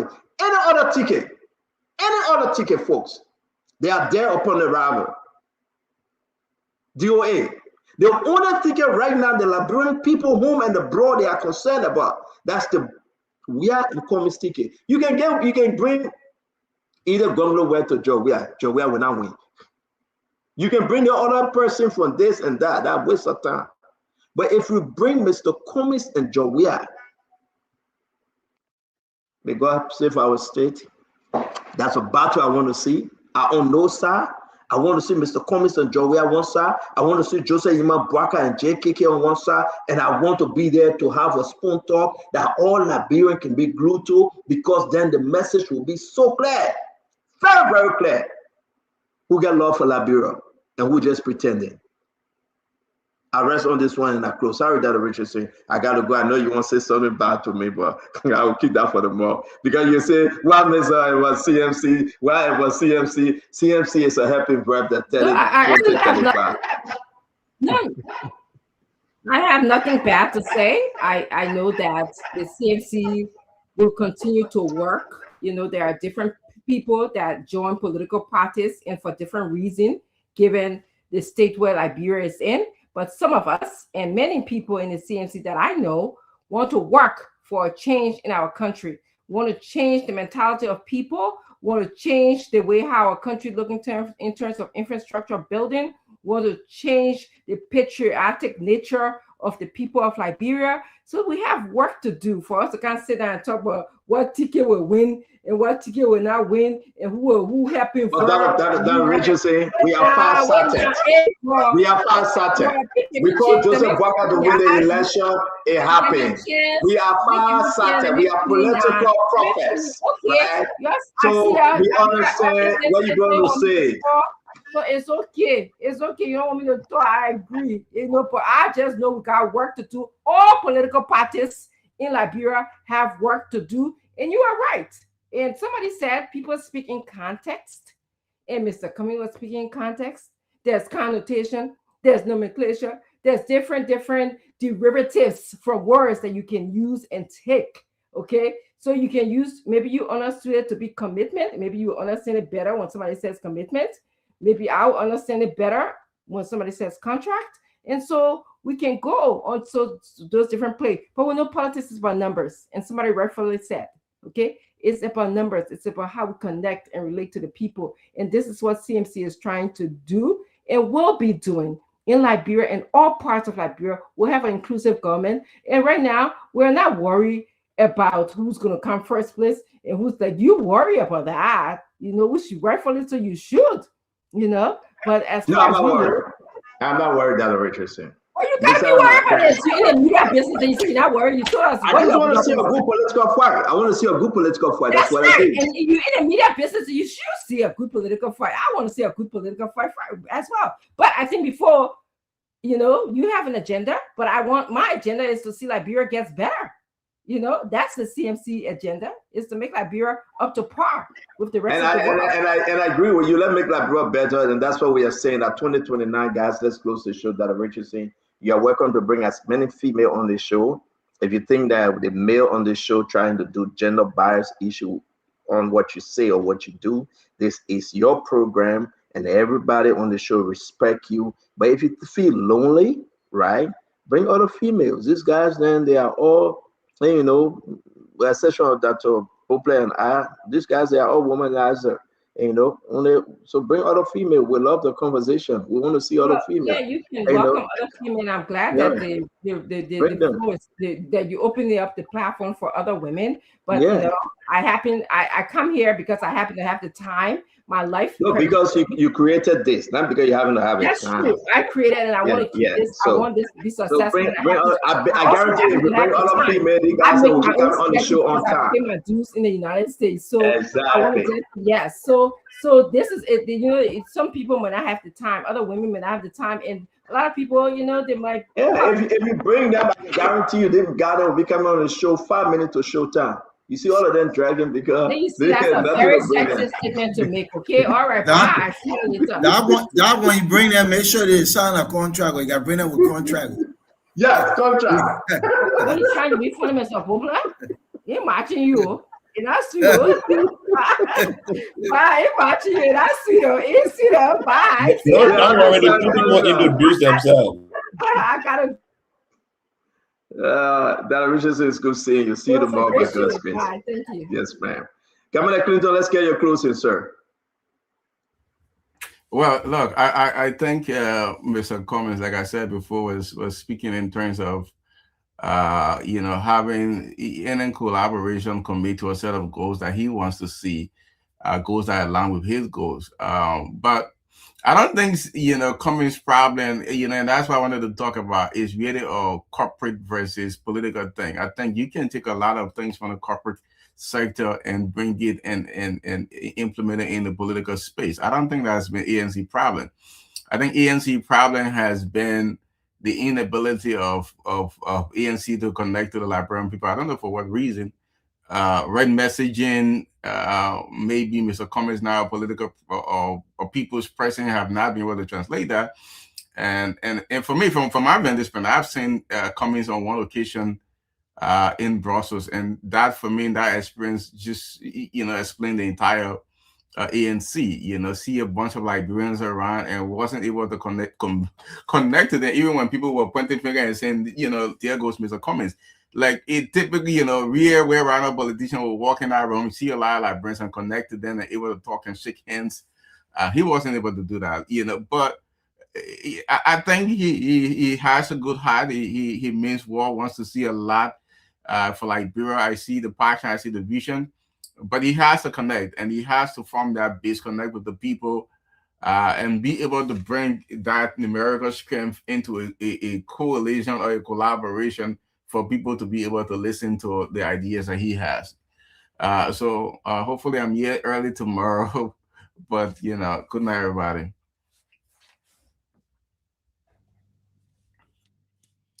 So everybody did that closing? Does that mean that we're going now? No, I have not closed yet. Let me do my closing quickly. So I can close and then we leave. Yeah, Okay. Mama, you're in the Western world. Let me close quick, Chief. Dr. Josh, ANC man. let's have Honorable VP to do his closing, because So I think LEC it is was a just very hinting. good show, but in closing, I'd like to send out a birthday shout to my niece who celebrated her birthday on yesterday. Faith Bako from the J.J. Roberts United Methodist High School in Tinker. I want to say happy birthday to her. Very brilliant. And just so you know, Uncle celebrates you, and I wish you all the best. I think it's good to have these kinds of conversations for the sole purpose of preferring policy recommendations to government and will be political leaders, because an opposition political party is a government in waiting. So bringing these kinds of suggestions for us to ponder about, so that when they become government, they can utilize them, is good. And I love the conversation tonight. Thank you. Thank you, Honorable VP. Dr. Josh?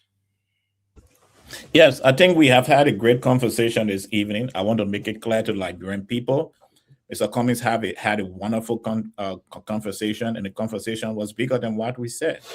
At the end of his conversation, his words were mistaken and misinterpreted by OKFM, Verity Online, and other stations. We are glad that those stations were able to pull it down when they saw that the quotations that they had on the pages today were inaccurate Thank you.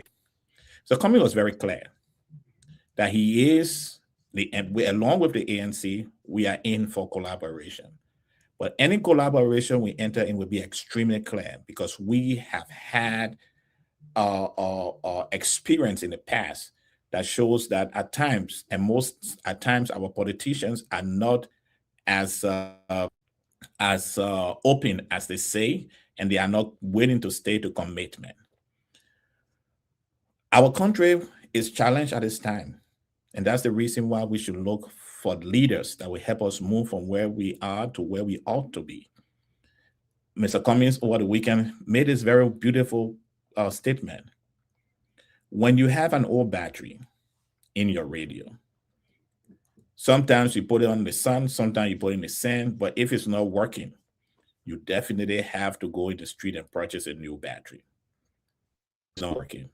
For 20 years now, we have seen our country is stuck and it's not moving forward. We need change in McGuy, we need change in leadership, we need change in perspective. Mr. Cummings has made himself available. It is left for you to support us in making a decision of changing our country. And definitely, you along with us will make Liberia a better place, a place that many of us knew was great before, and we can make it much better at any time in our history. You all have a wonderful night. I look forward to this conversation tomorrow. Thank you, Dr. Josh. Chief Phoebe Henrys, you want to do your closing? Yeah, and so look, like we said, Dr. Josh, and all those from former ANC people, you like, you don't like, politics are politics. You have to play the politics the hardcore way to be able to survive in Liberia.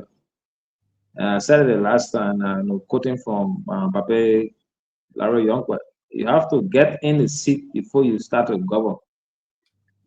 If you don't do that, trying to do it before winning the election, it's going to be a difficult task. I know Mr. Cummings. I know Mr. Cummings very well. Mr. Cummings got a very good vision. If Mr. Cummings has the presidency today, he will do a very good job. But how to get to the presidency, that's the biggest challenge. And we got to be fair and honest to ourselves. And not just keep talking about, you can't lie to the Liberian people. Nobody say lie to the Liberian people. You can't go, no, there will be no contract that no political party going to sign that they will honor because it doesn't work. The president runs the country. You got a legislature supporting, but the president runs the country.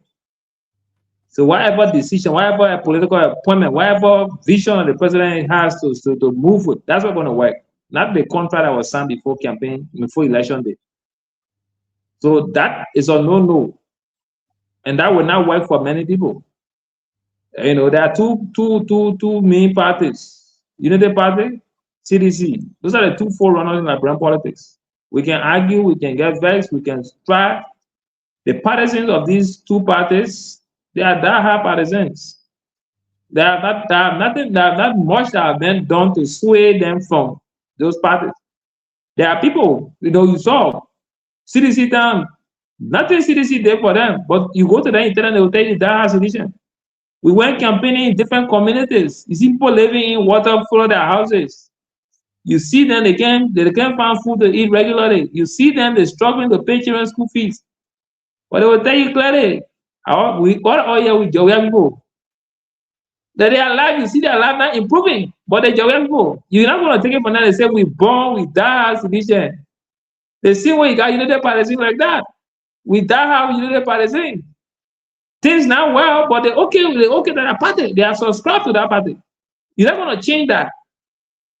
So you got to blend with these two parties. But we say we got party democracy, we're going to live with it as a country. But at the end of the day, we have seen a two-party state. How you blend with one of these parties is going to be the utmost way that you're going to arrive to the presidency. What vision you have, say a vision. But anything other than that, no party going to sign contract. So Chad Bronski, we had an allegation that Chad Bronski wanted to buy CDC and the money, and Winston Thomas got a ticket. You can't go that route. So CDC, they're going to sign contract. As I told them, we not let we go second to anybody. You know, they're very clear because they know that with Jawia they can have their way easily. And the other person we put there about that ticket water and Jawia, Mela Azedo, Mela Eugene Nangwe, Mela Carol Gray, the Koji, all the guys will not go down well with it. So we gotta be clear. How you want to do it? If Jawia not run, if you can convince Jawia not to run and take the ticket, that's a fair deal. If you can convince Boga not to run and take UP ticket, that's a fair deal. But anything other than that, you want to do a difficult task. So well, thank you. Well, I think it's over to you, Mr. Doe. Let's hear you. Yeah, thank you. But I'll send you a picture. Please look at it and upload it if you can. Please look at your phone. Nelson. So, Okay. you know, yeah, please. I didn't get a response from you. Yeah, but just go ahead. It's a birthday stuff. So I don't know why these guys can always be saying certain things. Only in Georgia they can find their way. I don't know what that really means. So in Bwaka, we can find a way. The people that will Bwaka, they have certain things in their head that we don't. Who are they? The same people that are running behind us every day. Like in comments, we can get who that in Bwaka government as it do we go. Then he won't get what he want. Like what are other thinking for? I don't even understand where that one can come from. I just don't understand it. What in Baka place? What they know something there? Brother, put my picture up if you're ready. I just wanted to close to send out a birthday shot to my man who always wants to look like me. I really want to put that picture up because that man there, I know I'm saying. Let's have Mr. Russell to do his closing, and then we're gonna come back to you. Yeah. Do you want to go ahead with my closing now? Yeah. I don't have much to say. Okay. Thanks to everyone, and thanks to you, Nelson, for coming and holding down the fort, and Chief Hendricks and Isaac and all of the panelists who were here earlier. Great conversation, great time. All I just have to try to encourage you, if you're out there, please go out. The links are all on Facebook. Get your ticket for the Lone Star game. The Lone Star will be coming to Minnesota July 26th to commemorate our 179th independence as a nation. And I also just wanted to let folks know that I officially filed my documentations and credentials and everything today. And I'm a full-fledged candidate. You know, Nelson, I don't know how much it costs. Fubi, how much does it cost to file for office if you're running for the House in Liberia? Year is $100. 500 Liberia. $500 US. Yeah. Well, congratulations. Thank you. So the campaign is on, but I'll stop here, and that's all I just have to share with you all tonight. Thank you. I will share pictures later, Nelson. Okay. Thank you, Mr. Russell, and a very big congratulations to you as well. And we wish you all the best in the endeavor as the process goes on. Thank you. I'm trying to get your photo up here, but you can go ahead while keep trying on it. Yeah, so it's just my brother, Tegoti Do. Celebrated his birthday yesterday. Crazy thing, trust me. I'm just missed the entire month. I really thought yesterday was the last day of the last month. Not knowing it was the first day of this But month. it means you missed your brother's birthday. I mean, I tell you, I did simply because of something. I just missed the date. You know, I really, yesterday was his birthday, and I thought yesterday was actually the last day of the last month. So, Tegoti, but you know, the guy is my big brother. I'm like third down him, but he, for some reason, he always wants to look like me. So sometimes I can be wondering, but how come the guy who my big brother wants to look like me? Why we want to look like me? I should be trying to look at you. The boy was coming out, the boy never had no beer here, nothing. They were playing. The man saw my beer, he started putting all kind of chemical in there. They don't get beer. I said, but brother, what kind of man you? No, You know, put the man, put the man picture up. I wish I brought the man other pictures. Just look at the man right here. Look at the man here. They may never had no beer, my man. They may never had no beer. It was plain. The man see me now. He started putting chemical. If it's not, you can go for charcoal and rub charcoal there. I said, what kind of man so? So every day the man wants to look like me. It's not me looking like him. But let me say to you, Tegotido, happy birthday. Belated birthday, should I say. Yesterday you celebrated. I know you have fun. Sorry we missed the date. But again, it says it's better late than never. So I want you to know that always love with you, and you know what to do, what we do from the back. I only think is try to be you and stop being me. You know, every time you go to people, you want to tell the people you are Hemson, they can always tell you, say, I'm the one Hemson, then you can get angry. So stop to try to be me, be you. Happy birthday, enjoy. I hope you still enjoy the birthday. my man. So, my man, that's what I ask you. They man you see me who fan, who Hemson, they may you see on the show. But they may older than you. Nelson, I hold them in a brap you because they Nelson. I hold them in something. No, but if they make older than you and looking at the man, you know. I mean older than me, plenty years. But the problem when you see me, I don't even know. Oh God. But happy birthday, my brother. Tegotido. Hope you have fun yesterday. Enjoy your day. May God bless you. Thank you, my brother. Thank you. We want to join you to say happy birthday to him as well. And good night. Yeah, good night to you, Chief Fubi Henrys. Thanks as well, Mr. Doe, Mr. Russell. Thanks for being here. We appreciate you, and we again congratulate you on the bold step taken as you try to put for good representation at that level. We wish you all the very best, and we hope that Liberians across the world can see reason, especially those who fall within that district and so on, to support you. Well, I want to say thanks to all of you across the world. Thanks for joining us tonight. It's been a good show. We look forward to being here tomorrow. Spoon Talk will be back on the radio. Many thanks to all of you who played the listening role and called in as well. We appreciate you. And we want to say thanks to those of you who share the program, following us. We are back on YouTube. I want to say thanks to our YouTube audience. Thanks to all of you. Let me just recognize a few of you here. Let me see if I get to do this. So I see, okay. I see Joseph Wakai. Thank you for joining us. Per Kimmer, we appreciate you. Philip Bala, thanks for taking up your time to be here as well. Harrison Pumba Jr., thank you for being here tonight. We appreciate you, and we want to say thanks to every single person who came on here tonight. Thanks to especially those of you who get to share the program. We appreciate you. Gabriel Daniels, thanks for being here. Nimle, we appreciate you as well for joining us tonight. And thanks to everyone. I'm Nelson Collier. Have a good night and bye for now.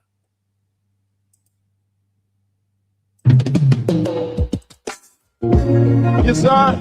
A special one from the CEO, stand coming with the spoon. And you boy, right in the South Bend. On the way.